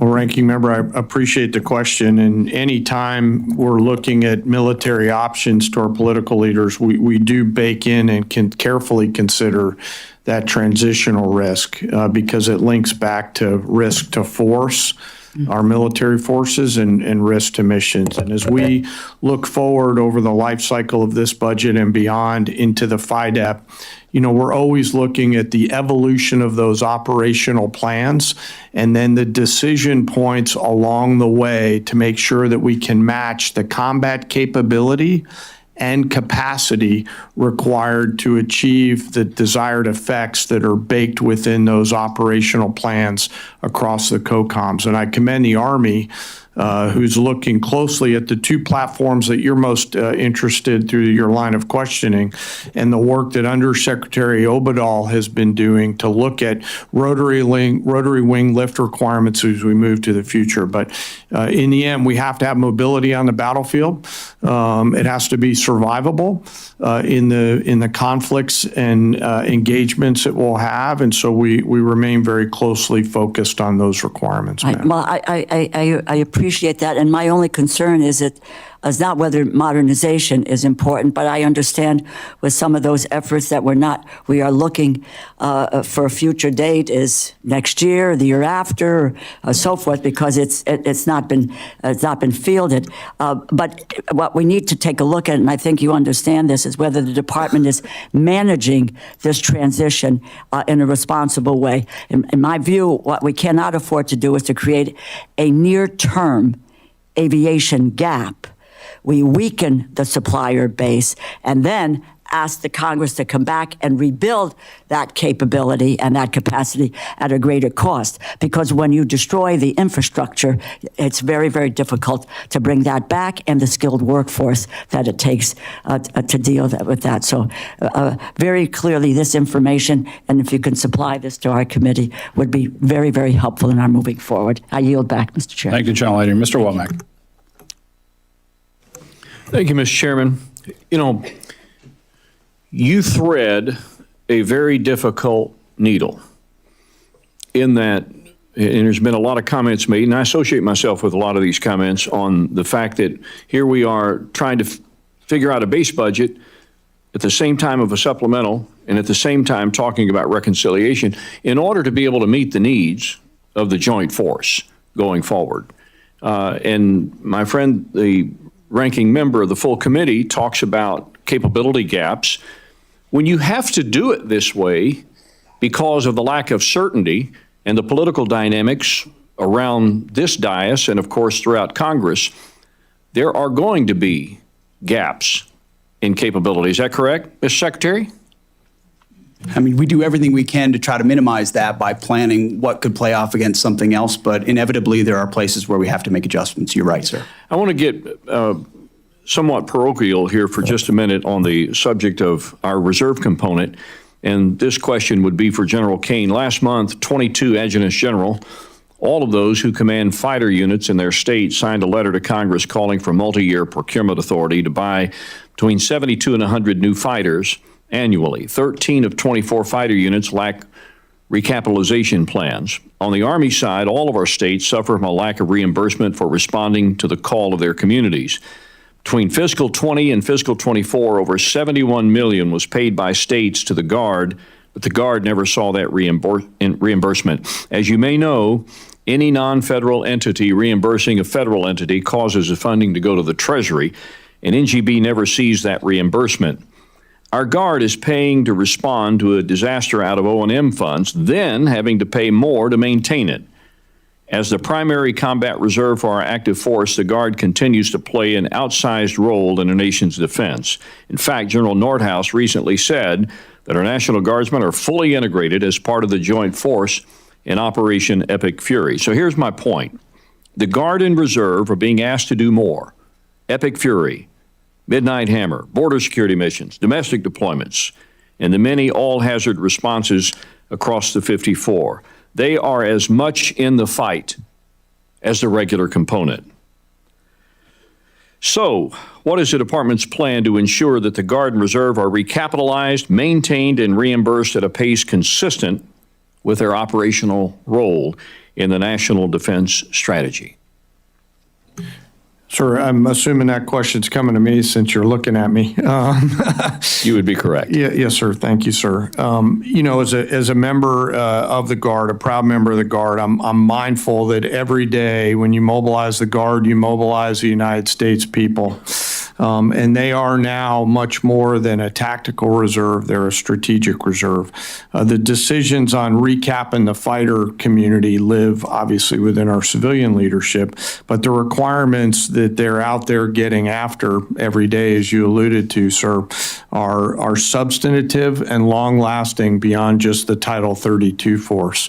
What I'm always inspired by is the professionalism of the Guard and the reserves, who get more out of an airplane than one might think. I mean, I go out there to Andrews often and still get to fly, and my crew chiefs are master sergeants and senior master sergeants who've been on a particular airplane for a long, long time. So they'll continue to force extend that capability due to the professionalism that they have. It doesn't mean we don't have to take a hard look at recap and make sure that the fourth generation airplanes are on a pathway to fifth and sixth gen as the department continues to look at what we're solving for. Mr. Chairman, if we have another round of questions, I'll come back with another, because my next question is probably not going to yield me enough time, and I'll yield back the balance. Mr. Cuellar. Thank you, Mr. Chairman, Ranking Member, Mr. Secretary, all of y'all. Thank you and all the men and women. Thank you for your service. I want to ask you about the Western Hemisphere. I want to talk to you about Mexico and then the border. First of all, thank you for the work that y'all are doing in the Western Hemisphere. I've always said that we're looking at other parts of the world. We have to look at our own backyard, and we got to make sure that the Western Hemisphere is working with us. So thank you for that. Anything y'all want to add to the work that y'all doing there, I would ask you to talk to us a little bit about it. Mexico's the other one, very important part of us. Congressman Michael McCall and myself were down there. We pushed for the Special Operation Forces, SEAL, to do training exercises. And for the first time, we actually have military forces in Mexico, which is very unique. And again, congratulations on that. If you can tell us what they're doing, and we need to see more of that. We also have, talking about the Guard also, we have I believe the California Guard is now for the first time a partnership with Mexico. We've been pushing, I've been pushing Texas, but California got there before we did, but that's good. And talk a little bit about that. Also on the border, I want to thank you and the men and women of Joint Task Force Southern Border for the work that they're doing on the homeland. They're in my area, Laredo and other places. But I want to draw your attention to one particular threat, that is the accelerating demands. The cartels are not only watching what's happening in Ukraine, but they're learning from it. And we're hearing from credible reports about cartels looking at fiber optic drone systems. And we all know what that is. And my question is, what is the department doing to get ahead of this threat? How are you investing in the counter-UAS capabilities to defeat fiber optics drone systems? And what lessons are we learning from what's happening. You know, the procurement, the bureaucrats, with all due respect, it takes a long time to get our systems. Over there, the cartels, they got the money. They don't have to go through a procurement system. They'll just buy the drones, and they're out manning us on the Mexican side along the border. So thank you, and if you can address that, or the chairman also. Well, thank you, Congressman. I very much appreciate your efforts in this realm for a very long time. And I think you see in the national security strategy, the national defense strategy, Western Hem and Homeland is priority number one. We may pace to the ability on the first island chain, but priority number one is here. And you've seen it through America's Counter Cartel Coalition and getting after the designated terrorist organizations that are trafficking drugs and humans into the United States, something you've been talking a lot about. And that's the beginning of our defense in depth. It starts down there where they produce and where they move. And then into Mexico, where we have had an unprecedented amount of partnership, and we appreciate that. We would encourage Defensa and Marina to continue where they can to partner and do more. That's the expectation of the United States government, of the Mexican government, is step up so that we don't have to. And then sealing that southwest border is the defense of the American people. It's the defense of the homeland. And when you talk to the troops that are down there doing that, they're proud of it. We also have multiple national defense areas there, which are controlled by DOW, where we can do rapid testing on counter UAS, JIATA 401 capabilities. So we're using those places to streamline the process by which we see what the cartels are trying to do and get after it with new capabilities that we can then field elsewhere, also learning from Ukraine in the process. I would defer to the chairman. Sir, I'll just add a few things onto this. It's the Russia-Ukraine lessons learned and the application of those lessons by other actors like cartels is one we're focused a lot on. It's going to require a whole of government effort. As the Secretary mentioned, we do have Joint Interagency Task Force 401, led by an incredible Army one-star Brigadier General Matt Ross, who's focused solely in a chairman's controlled activity. So 401 reports up to me and in turn then to the Secretary to make sure that we're entrepreneurially looking at how to sense, see, detect, and defeat the range of small UAS threats. General Ross was just out in CENTCOM looking at some of the challenges that they're having over there. It'll continue to be an area of significant focus for the Joint Force, sir. Well, my time is up, but I want to ask you to continue working with Mexico. You do have unprecedented partnerships, but the more we can push them, they're allies. There's a historical sensitivity, we know why, but the more you can push them to get them to work with us, that would be great. Thank you so much for all of y'all. Thank you, gentlemen. Chairman Rogers. Thank you, Mr. Chairman. Secretary Hegseth, General Caine, Mr. Hurst, thank you for being here, and thank you, more importantly, for your service to the country. The 2026 National Defense Strategy makes clear that China is the pacing challenge, and this budget request puts real resources behind that nomenclature, including $11.7 billion for the Pacific Deterrence Initiative. My concern is that we're not just competing against China's military capability. We're competing against the speed at which China can build, replace, and influence. Where are some capability gaps when it comes to a potential conflict with the PRC? And General Caine, how will your priorities posture the joint force to close those gaps?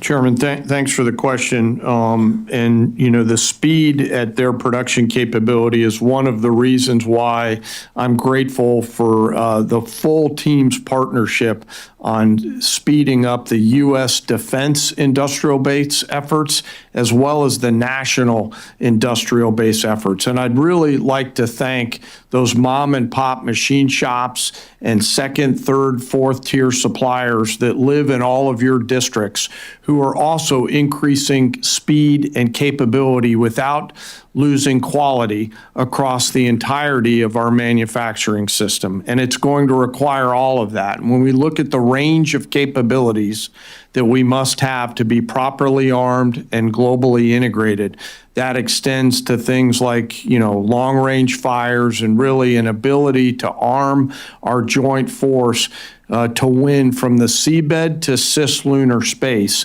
in every single domain in there. And I'll defer to the comptroller and to the secretary to talk about the particular elements, but the goal is the range and mix of capabilities that create outsized dilemmas for Xi Jinping and others that are out there to ensure that we maintain and sustain deterrence. Thank you.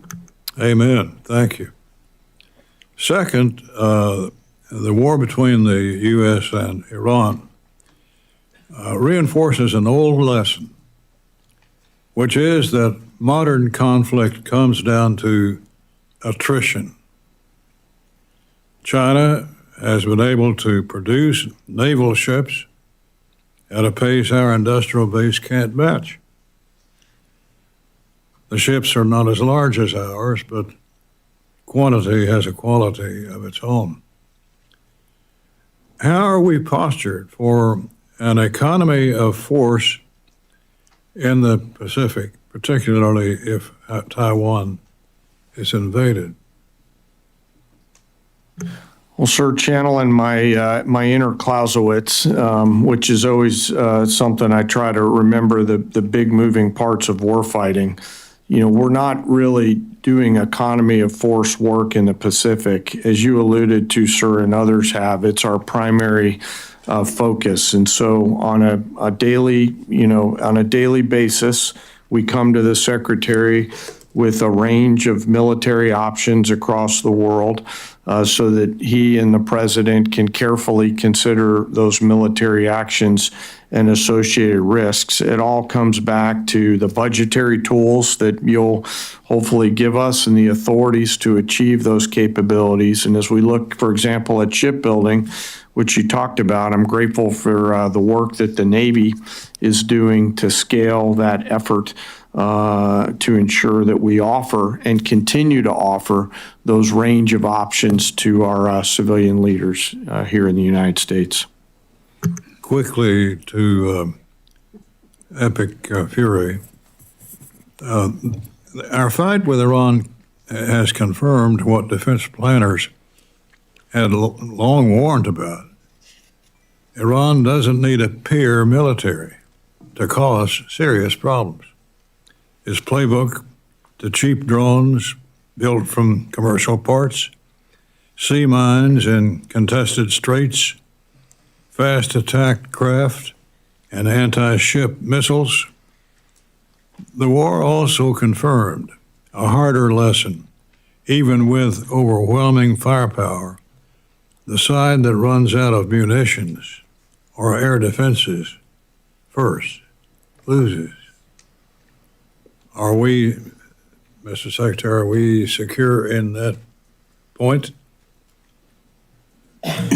Absolutely. And we are winning, have won every component of what we fought in this conflict. Iran knows that based on the incredible degradation of their capabilities, and which is why we saw them wanting to come to the table. How this gets resolved will be on our terms, on President Trump's terms, and we have all the munitions and capabilities necessary to enable that. Thank you. Yield back. Thank you, gentlemen. Mr. Aguilar. Thank you, Mr. Chairman. Thank you all for being here.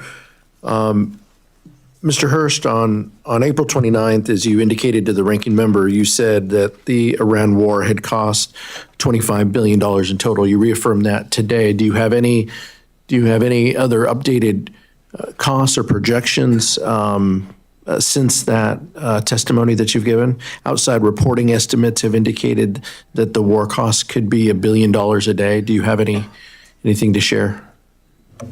Yeah, thanks for the question, sir. So at the time of testimony in front of the Ask, it was $25 billion. But the Joint Staff Team and the Comptroller team are constantly looking at that estimate. And so now we think it's closer to 29. That's because of updated repair and replacement of equipment costs, and also just general operational costs to keep people in theater. Thank you. I appreciate that. Mr. Secretary, when can you share more formal accounting on the cost of the war with Congress and with this committee? We'll share what we can. I think we've updated on that number this morning, but when it's relevant and required, we will share it. I think this would be the format that it would be required. Mr. Secretary, on that same day, April 29th, you testified that the current ceasefire meant that the 60-day calendar with the War Powers Resolution was paused. Who are the parties to the ceasefire?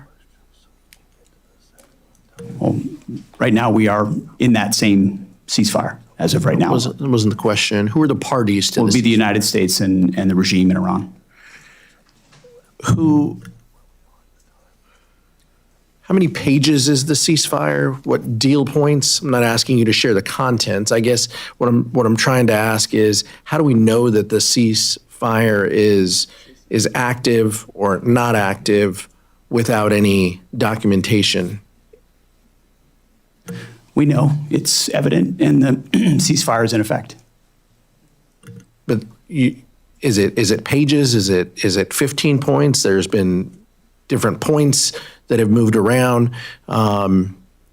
Is there any other? How do we know you just trust that the president knows that the ceasefire is active or not active? As you know, for the most part, a ceasefire means the fire is ceasing, and we know that has occurred while negotiations occur, and there are lots of different discussions with our negotiating team that are happening. I'm there when those discussions are occurring. Different drafts, different perspectives. So it's a very dynamic situation where a negotiated settlement could be the outcome here, where Iran does not have nuclear capabilities. And from the Department of War perspective, we're here to support those options. On May 5th, you announced the launch of Project Freedom, which is a new exercise where CENTCOM will help coordinate ship traffic and guide commercial ships through the strait. President Trump then announced the operation concluded that evening. Now it seems that we may be revisiting that. Can you give us the latest on Project Freedom?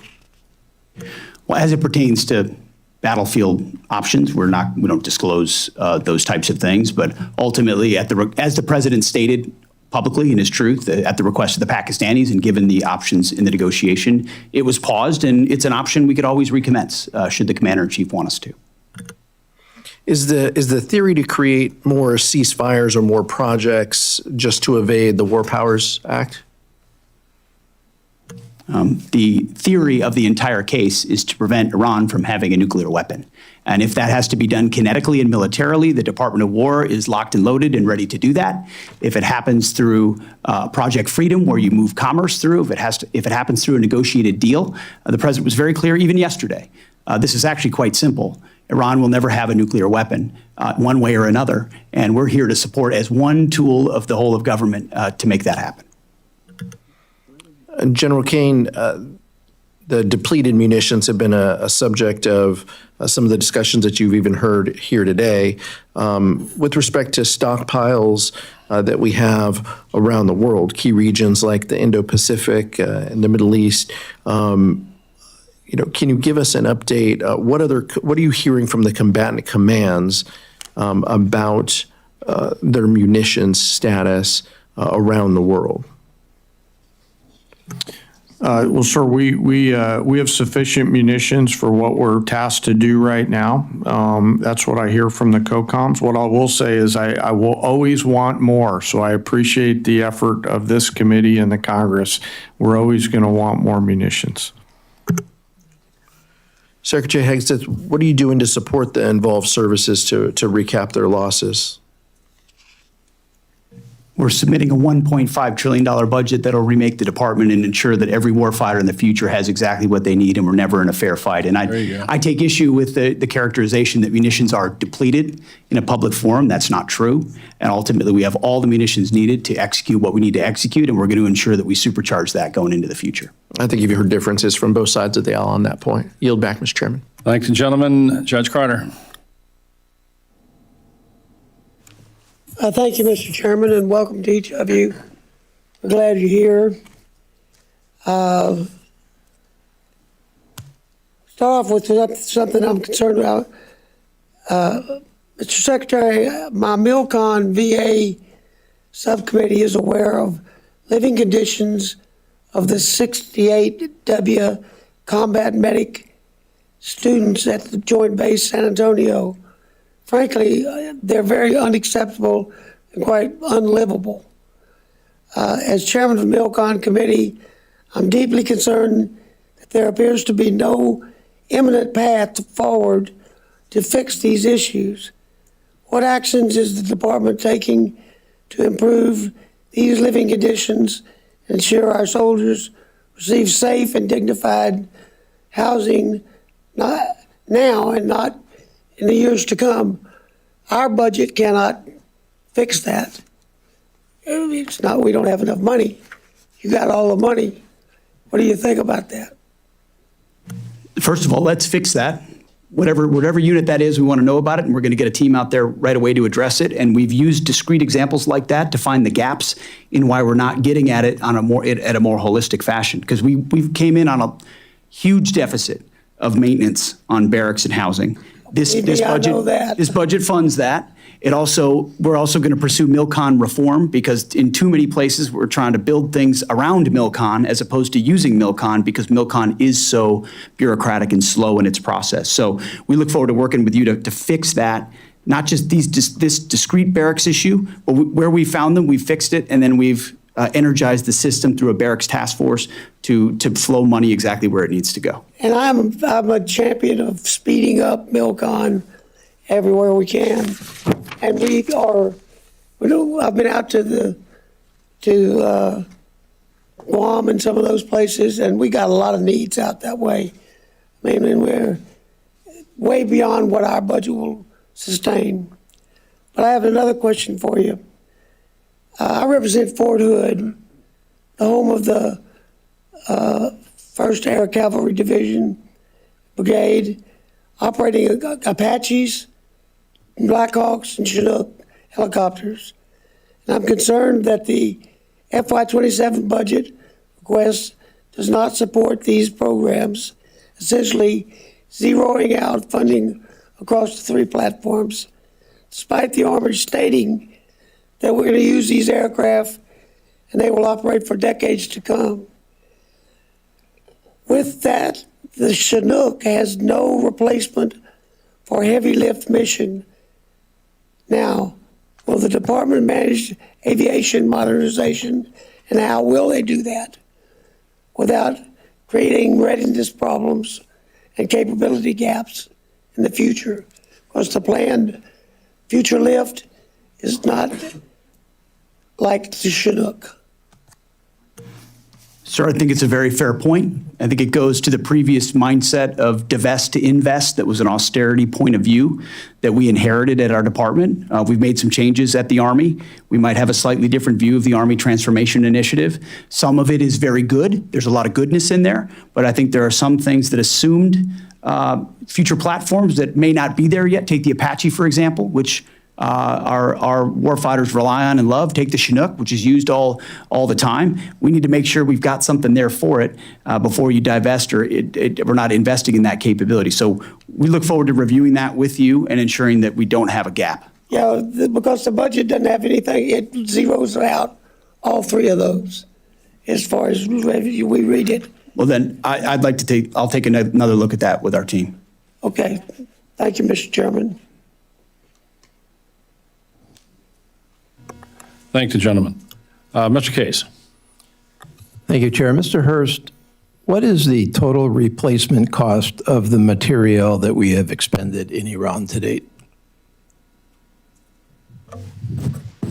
By the way, by material, I refer to munitions.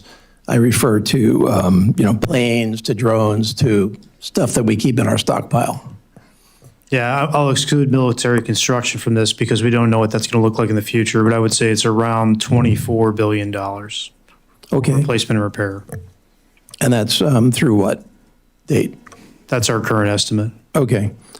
I'm looking at a report in the public sphere from CSIS dated April 21st, which calculates estimated aggregate unit cost of 7 precision systems. So I'm talking, Tomahawk, JASSM, PRISM, SM-3, SM-6, THAAD, Patriot. Those 7 at about $25 billion. Does that sound about right? I mean, you're projecting everything at about 23. Yeah, I'm most confident in our projections on munitions costs. That's the easiest thing to calculate. So that number sounds a little high to me for that stage of the war. Okay. We've lost about 39 aircraft, according to a report in the war zone, and that's an old one. That's almost 1 month old. Do you have a replacement cost on all of those aircraft? Now, understanding that some of that aircraft is not replaceable, but presumably you would have to replace it with some kind of capacity. There are costs there, sir, but I want to get back to you in writing and what they specifically are, because as you can imagine, repair of aircraft is something that's very hard to calculate. We want to do a full diagnosis of the aircraft before we estimate that cost. Okay, but that's not in your estimate of somewhere around 29 cost of war that you gave us? That's included. That's what we have right now. Oh, I see. That is part of it. Yeah, but it's an estimate, especially for repair costs, and so that could change over time.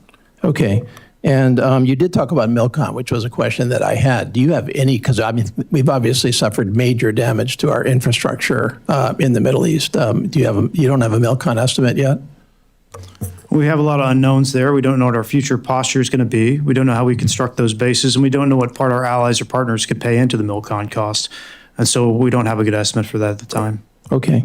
What about fuel? Is that a major calculation in your cost of war, fuel used, depletion of fuel reserves, replenishing that reserve? Yeah, we wrap that into our operations and maintenance costs. Okay, that's an an OM. Okay. Going to your FY26 budget request, you've got procurement. Let's just focus on procurement because that's what we're talking about largely. You've got $413 billion, which in and of itself is an 84% increase over FY20. I'm sorry, I'm in 27, 27 versus 26. And you have 38% of that total procurement request in reconciliation. Does that reconciliation request include anything from the war in Iran? Obviously, we're buying things in the reconciliation requests that are being used in the Iran conflict, including munitions. There's over $40 billion in a munitions request and reconciliation, and so that would be part of the replacement. Okay, so what I'm trying to get at is your reconciliation request in FY27 related to Iran, or is it not related to Iran, or what's is it all? You know how long our budget generation process is and the appropriation cycle, and so we completed this before the Iran conflict. Exactly. Okay, so what you're coming back to us with is not the reconciliation is not about Iran. The reconciliation is about assumptions that were made before Iran. It's about making a generational investment in the joint force and building military readiness. That's what the budget request is. Okay. I'm going to get back to some of the questions that were asked earlier, which is, what is the assumption that you are making in terms of future reconciliation bills in future fiscal years? How much of this is loaded into this particular fiscal year? You had a big reconciliation last year, which was portrayed in the same light, and now you're coming back for a huge one this year. Is another one on the horizon next year then? For our budget request for 28, we expect to request that as discretionary only, and I believe the top line for that is 1.23, which will be our request that year. Okay, I yield back. Thanks, gentlemen. Mr. Diaz-Balart. Thank you, Mr. Chairman. Thank you, gentlemen, and more importantly, the folks that you lead. The federal government does a lot of important things, but nothing more important than what you all deal with. Let me get back to this hemisphere. I'm very, very grateful that the administration is finally really focused on the Western Hemisphere, and it's actually going to show. We're going to be able to show that it's saving American lives. But let me just. To you, Mr. Secretary, let me throw a couple of points and see if you disagree with any of these. And let me talk about the one state sponsor of terrorism in the Western Hemisphere, which is the Cuban regime. are you aware that they harbor terrorists and U.S. Fugitives from U.S. law? And we can just go through these really quick. Yes. Right. Yes, I am. Is it true that the Cuban regime actually shot down 2 American airplanes in international airspace, murdering Americans?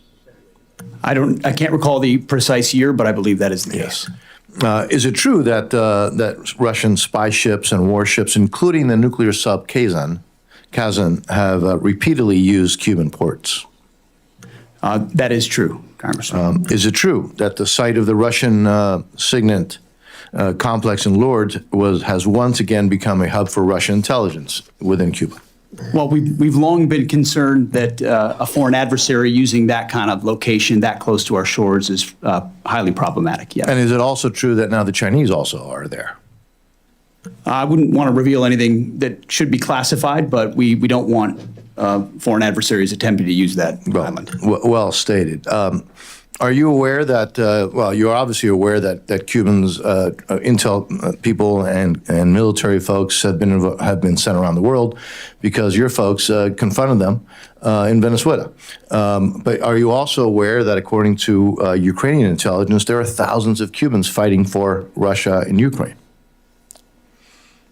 I was not aware of that particular fact, but I am well aware that Cubans have been around the globe to include attempting to defend Maduro in Venezuela. So that is something they've done for a long time, yes. You're also aware, Mr. Secretary, that, well, even stated by U.S. intelligence, even during the Biden administration, the Trump administration, the previous administration, the Obama administration, that Cuba has been designated as one of the 4 most advanced espionage operations against the United States, and that they share intel with other adversaries of the United States. That all very much sounds right, sir. And again, we're not in a classified setting. So I'm just considering all those issues and others that we could talk about in a classified setting. Do you believe that the Cuban regime possesses a national security threat to the United States? I do. Let me now focus on Iran, as I have a little bit of time left over. Mr. Secretary, you've been very clear what the goal is. But the goal that you're saying is not the goal that just this administration has had vis-a-vis Iran. It's been the goal of multiple presidents of the United States, right? Iran cannot have a nuclear weapon. But I'd like to also ask you about Iran's offensive ballistic missiles and their offensive drones and their use of terrorism. Are those also issues that would be factors in a negotiated settlement with Iran? Because I don't have to tell you that there have been negotiations ad nauseum with Iran. The Iranians continue to cut deals, and yet they violate those deals. But it's interesting, in the nuclear deal that was cut with Iran during the Obama administration, missiles weren't even in part of that deal. As horrible as the deal was dealing with the nuclear issue, nor was terrorism. And I'm just hoping that those 2 issues, not only the nuclear deal, which is paramount, but offensive ballistic weapons, missiles, and we saw one that now has a capability of traveling rather far, and also their spread of terrorism. I hope that those also would be factors in any resolution to this issue in Iran, with Iran. Well, sir, we're not the negotiating team, but I can tell you we have world-class negotiators. The core of it is the nuclear weapons issue. Those other factors are always a factor. Understanding that Iran has effectively tried to use the North Korea strategy with such overwhelming capabilities conventionally that no one would dare prevent them from pursuing a nuclear weapon. And it took President Trump to have the courage to make that historic decision. And hopefully we can get that across the finish line with negotiations, which are ongoing right now. Mr. Chairman, my time is up. I yield back. Thank you, sir.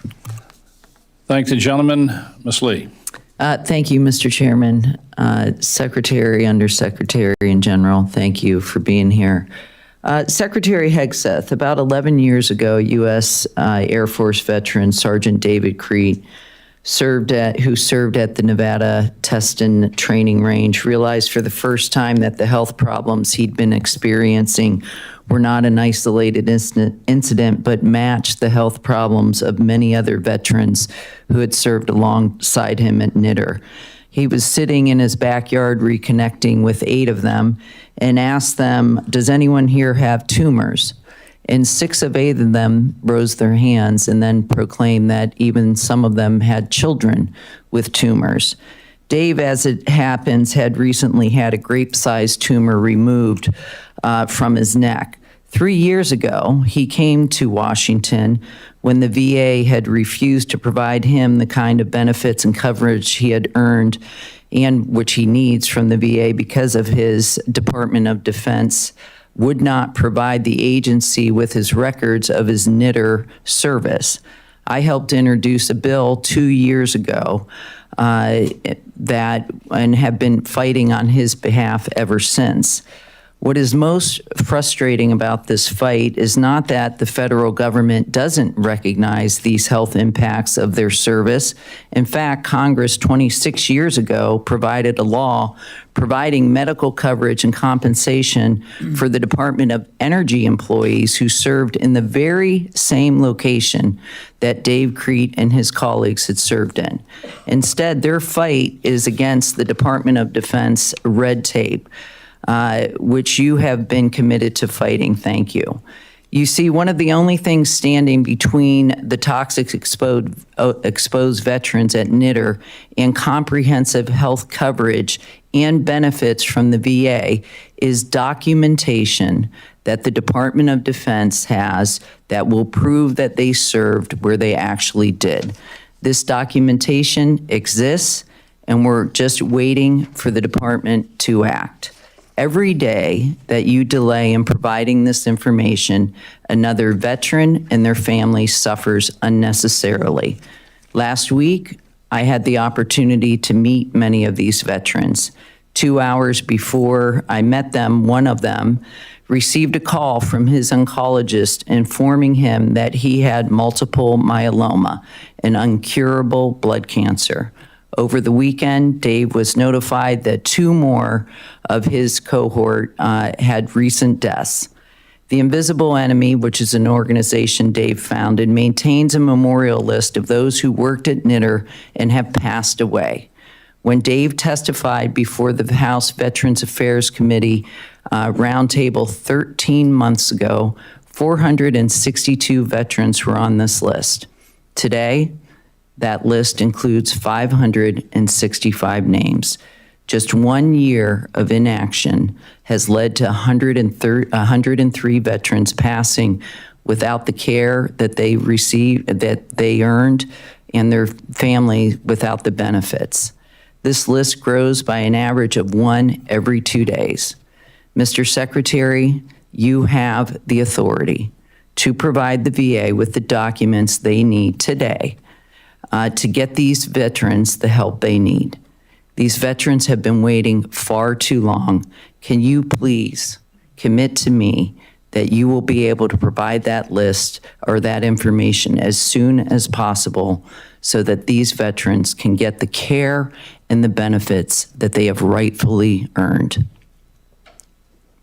Well, thank you for what you're doing for those folks, and I can certainly commit to you today that, my chief's right here. We will get a review for me as soon as early as next week, and I'll get back to you on what our department's position should be on that. Okay, well, I first of all, we have the information. The Department of Energy has provided these benefits to the same cohort of people who worked alongside them. We cannot wait for another review. I'm asking for your commitment. I'm not talking about a full review. I'm just talking about a familiarization. So I understand exactly what you're talking about, wrap my arms around it, and then get you a response. It's not a situation I have all the facts on. I just want to get all the facts and understand it before I commit to something like that. All right. I just, like I said, 1 person every 2 days, 1 veteran who has served this country is dying, and their families are going without the benefits they've earned. I can't express how urgent this need is. I thank you for your immediate attention to this issue.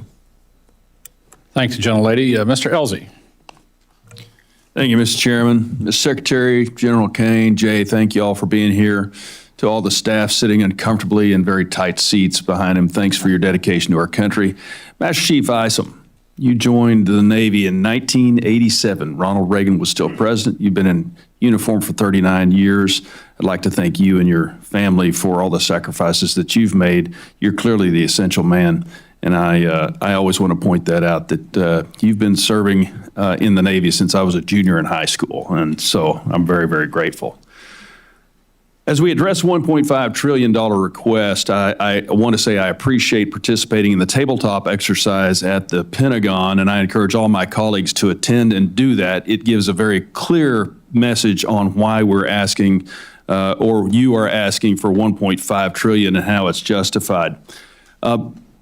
As we move forward with contested logistics and as eventually this war in Iran will end and the Indo-PACOM becomes the focus again, I'd like to see Congress fully fund the request for the Marine Corps McClellan-class LSM and the KC-130J for both the Navy and the Marine Corps.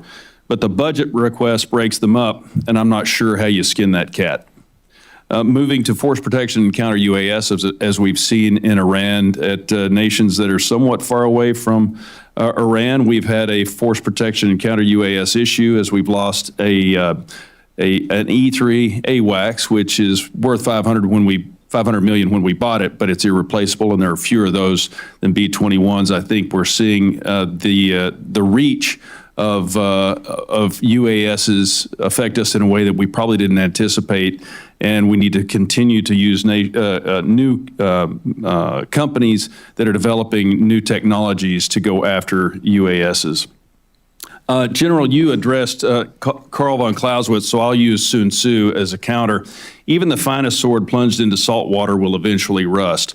And we deployed the USS Ford in June 24th of 2025. It's going on 11 months at sea. And as one of only two people in the room who have been on extended deployments on ships, myself and Master Chief Isom, I just want to point out, thanks to the families who are sacrificing, this is going to harm a lot of families. And as we realize that every conflict we've been in the last year has included the Ford, and it's been essential to our operations. It also points out the need for carriers, and I don't think 11 is enough, but also recognize that downrange, that's going to affect the availability and the readiness of our force going forward. So along with that, the capabilities that a sixth-generation fighter on the carrier are so important. As we've already seen, we've got the F-47. We're going to down-select the FAXX later this summer. General Caine, can you address why having both of those is so important? Well, first, sir, I want to echo your gratitude for the Ford.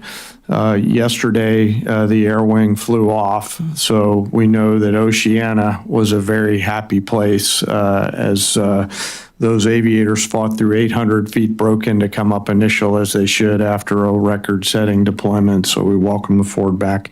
You know, my job, I won't comment on a particular program, but the job that I'm in now is to offer a range of options to include our ability to project power off CVNs of the future. So as our civilian leadership carefully considers that, I know that'll be in the mix if selected. And I know your colleagues in Virginia and in San Diego are all focused on the same, sir.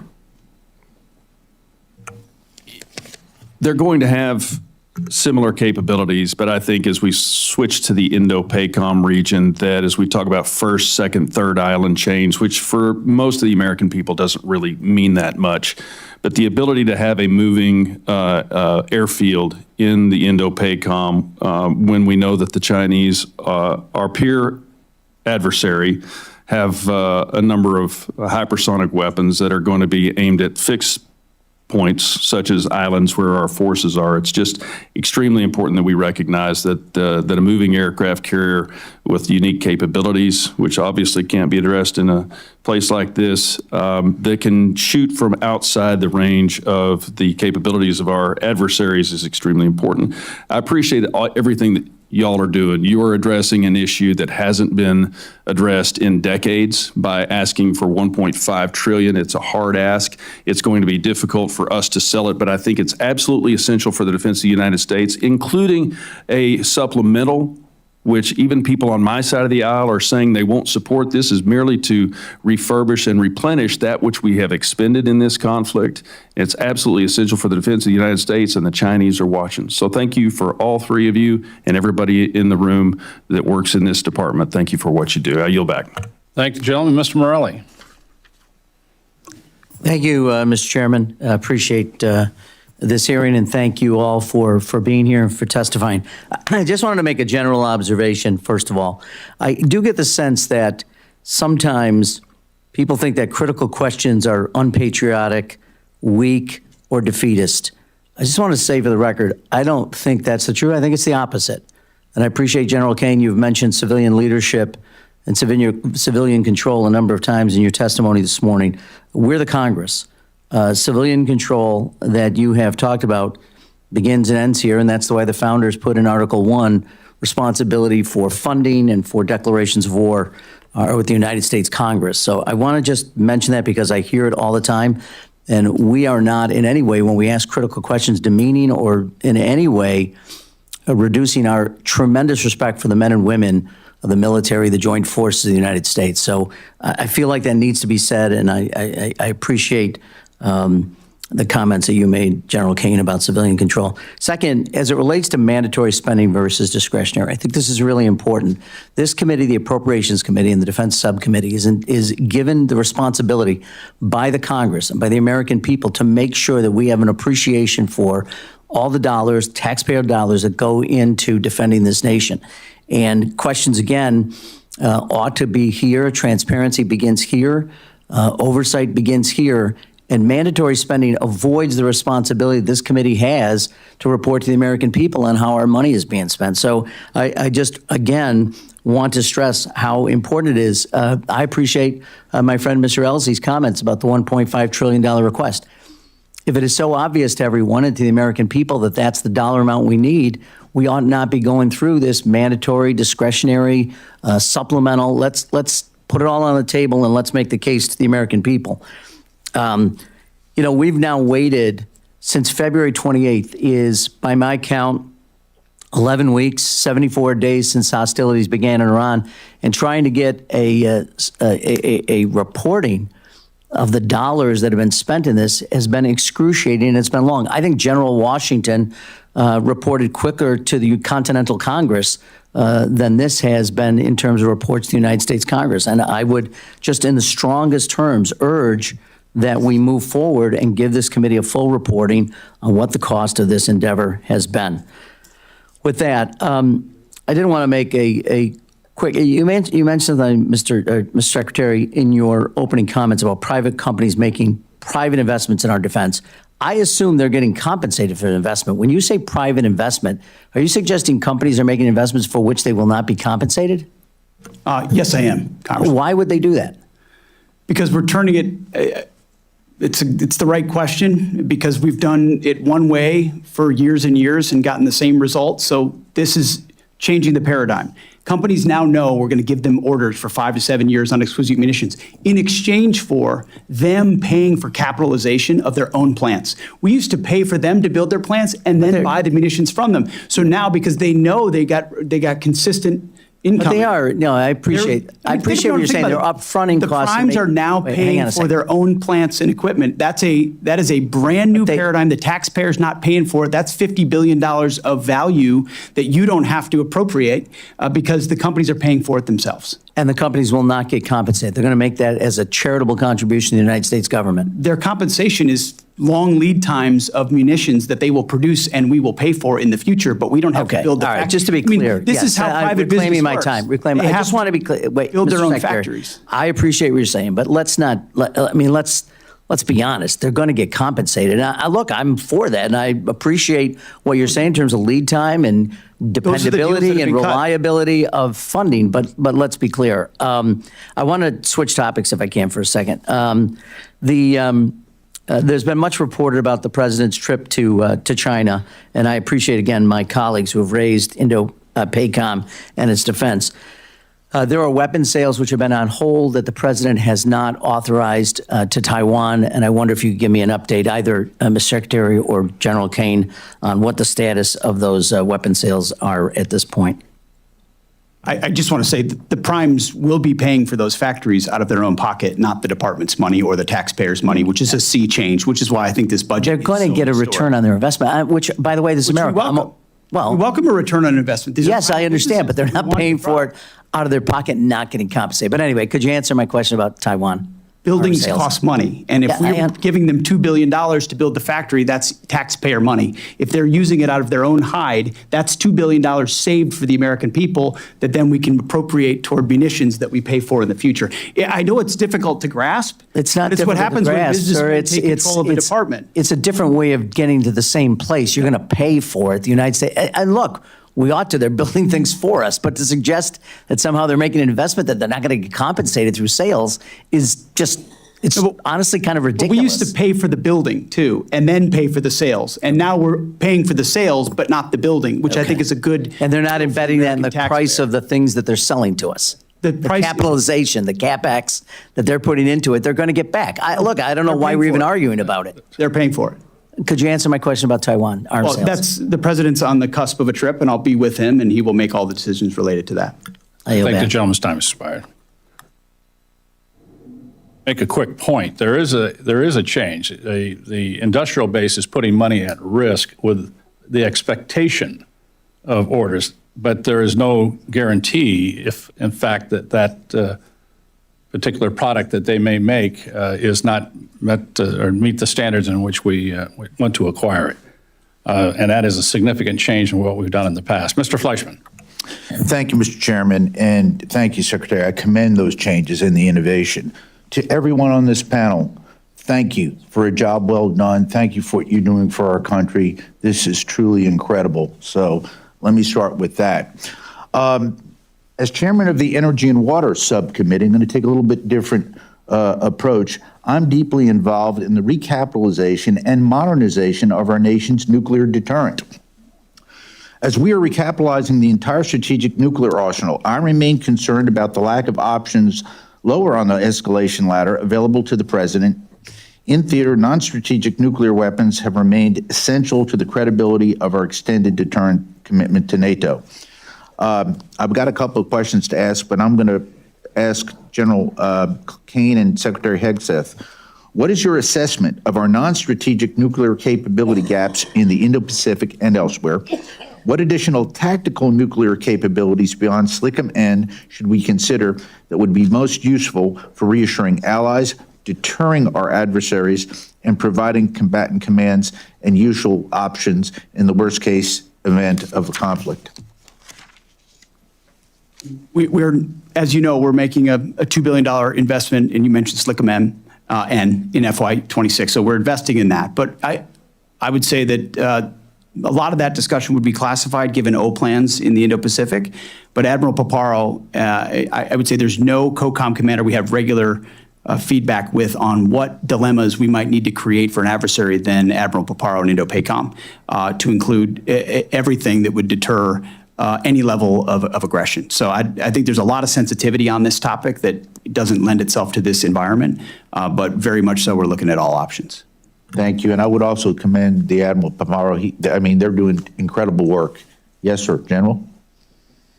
Sir, I was just acknowledging the Secretary's comment about what forum we're in here today. You know, all three, and I appreciate the Congress's leadership, all three legs of the triad are undergoing modernization and all require that, and we're grateful for the assistance from the Congress. It's a bedrock to deterrence around the world and one that we want to maintain our focus on. I'll probably leave it at that and can come back if there's follow-up questions. Thank you. And I would assure you, gentlemen, that in the Energy and Water Bill, which funds this, we will certainly address that in a very robust way, as I think the administration has. So I thank you all.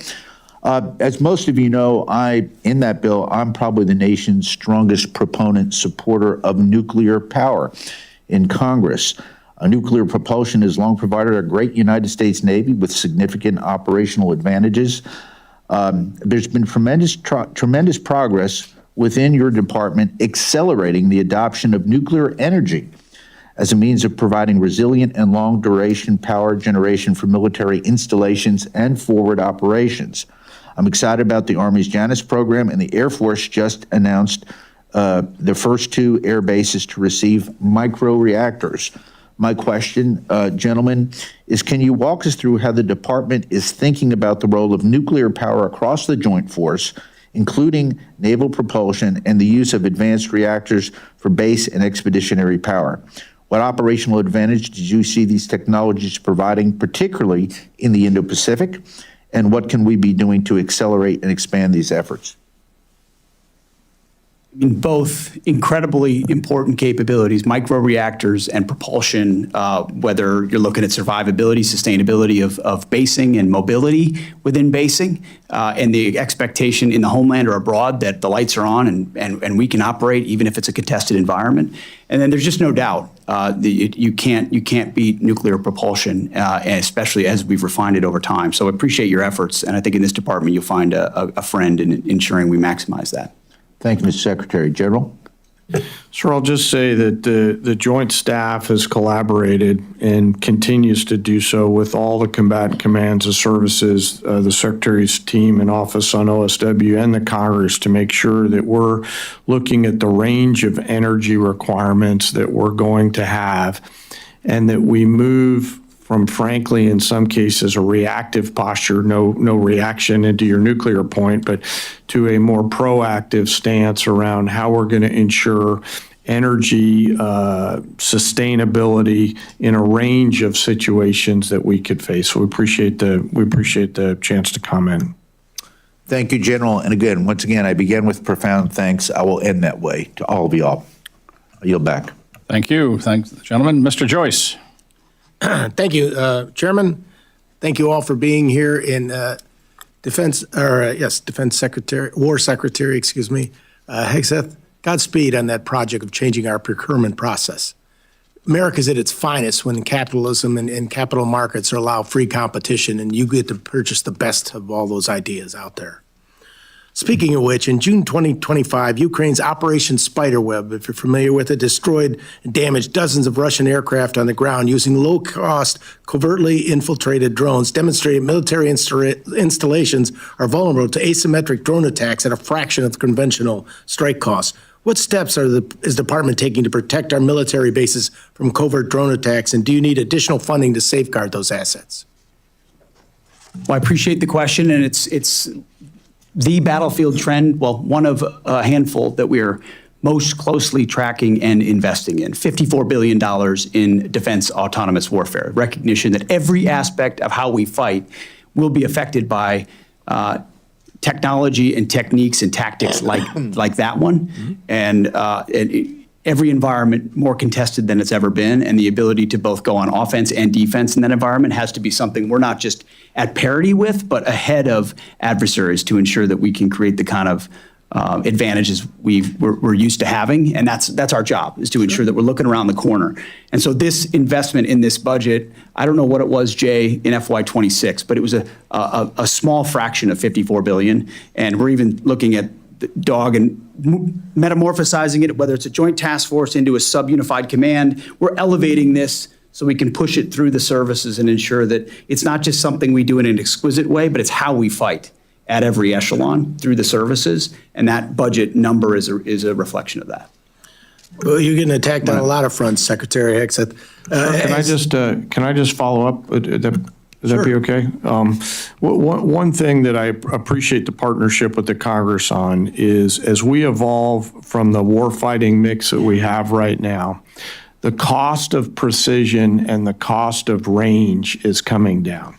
And so as we look at this budget, we look at the mix of capabilities that we're going to have. We talk about the agility in the defense industrial base and the national industrial base, the flexibility that we as teammates are going to have to ensure that we're not buying behind the technology development curve, but we're buying in front of it, is something that we look in the joint force to partner with, obviously OSW, but also the Congress on this, as technology moves really fast. Thank you. No problem, sir. I just want to touch another angle that we're getting attacked at, unfortunately, and that's the cyber threats from adversaries like China, Russia, Iran, and criminal organizations, which continue to grow. The department's ability to defend critical networks and support their military operations depends on a strong and ready cyber workforce across all the services. At the same time, unfortunately, you're competing with the private sector, which can make recruiting and retaining qualified cyber personnel challenging. Can you give us an assessment of where the department's cyber workforce stands today and what investments Congress can make to help you make that better? Appreciate that question. 20 billion in cyber offense and defense. I think the biggest change we've made across the joint force is full integration of cyber as a warfighting domain, which it was always an appendage or something you might do. And I think when you look at operations, Epic Fury, Absolute Resolve with Maduro, the capabilities, so much of that was enabled by unique cyber capabilities that we need to stay ahead on. And so this, recognizing future adversaries could have more capabilities and more sophistication, both on offense and defense, this funds it properly. And I think we put a commander in charge there who's in General Rudd, who is infusing a warfighting mindset into that place and ensuring we're competing not just inside the military, but also for the best civilian talent to come into cybercom as well. Quite important. And Secretary Hegseth, I hate to keep picking on you, but the Collaborative Combat Aircraft Program is one of the department's most significant investments in this next generation autonomous power. Can you discuss how the department is approaching the integration of these autonomous aircraft alongside crewed platforms and how the program fits in your broader effort to field affordable mass and strengthen deterrence in the Indo-Pacific? I can share some of it, but not all of it, because a lot of that is classified, but it is part of the future of how we will fight and a way in which we plan to stay far ahead of adversaries and create more dilemmas for them than I think they even imagine today. Thank you very much. I yield back, Mr. Chairman. Thank the gentleman. I recognize Ms. McCollum for any closing comments. Thank you, Mr. Chairman. I'll be submitting some questions for the record on behalf of Representative Capter. Last year, the president requested the first $1 trillion defense budget. Congress provided over $150 billion in reconciliation and $903 billion in discretionary spending. I continue, and I think you heard from many of us up here, that mandatory funding for defense is not a great idea. We should avoid it at all costs. The budget request for this upcoming fiscal year has grown to $1.5 trillion. It's a 50% increase.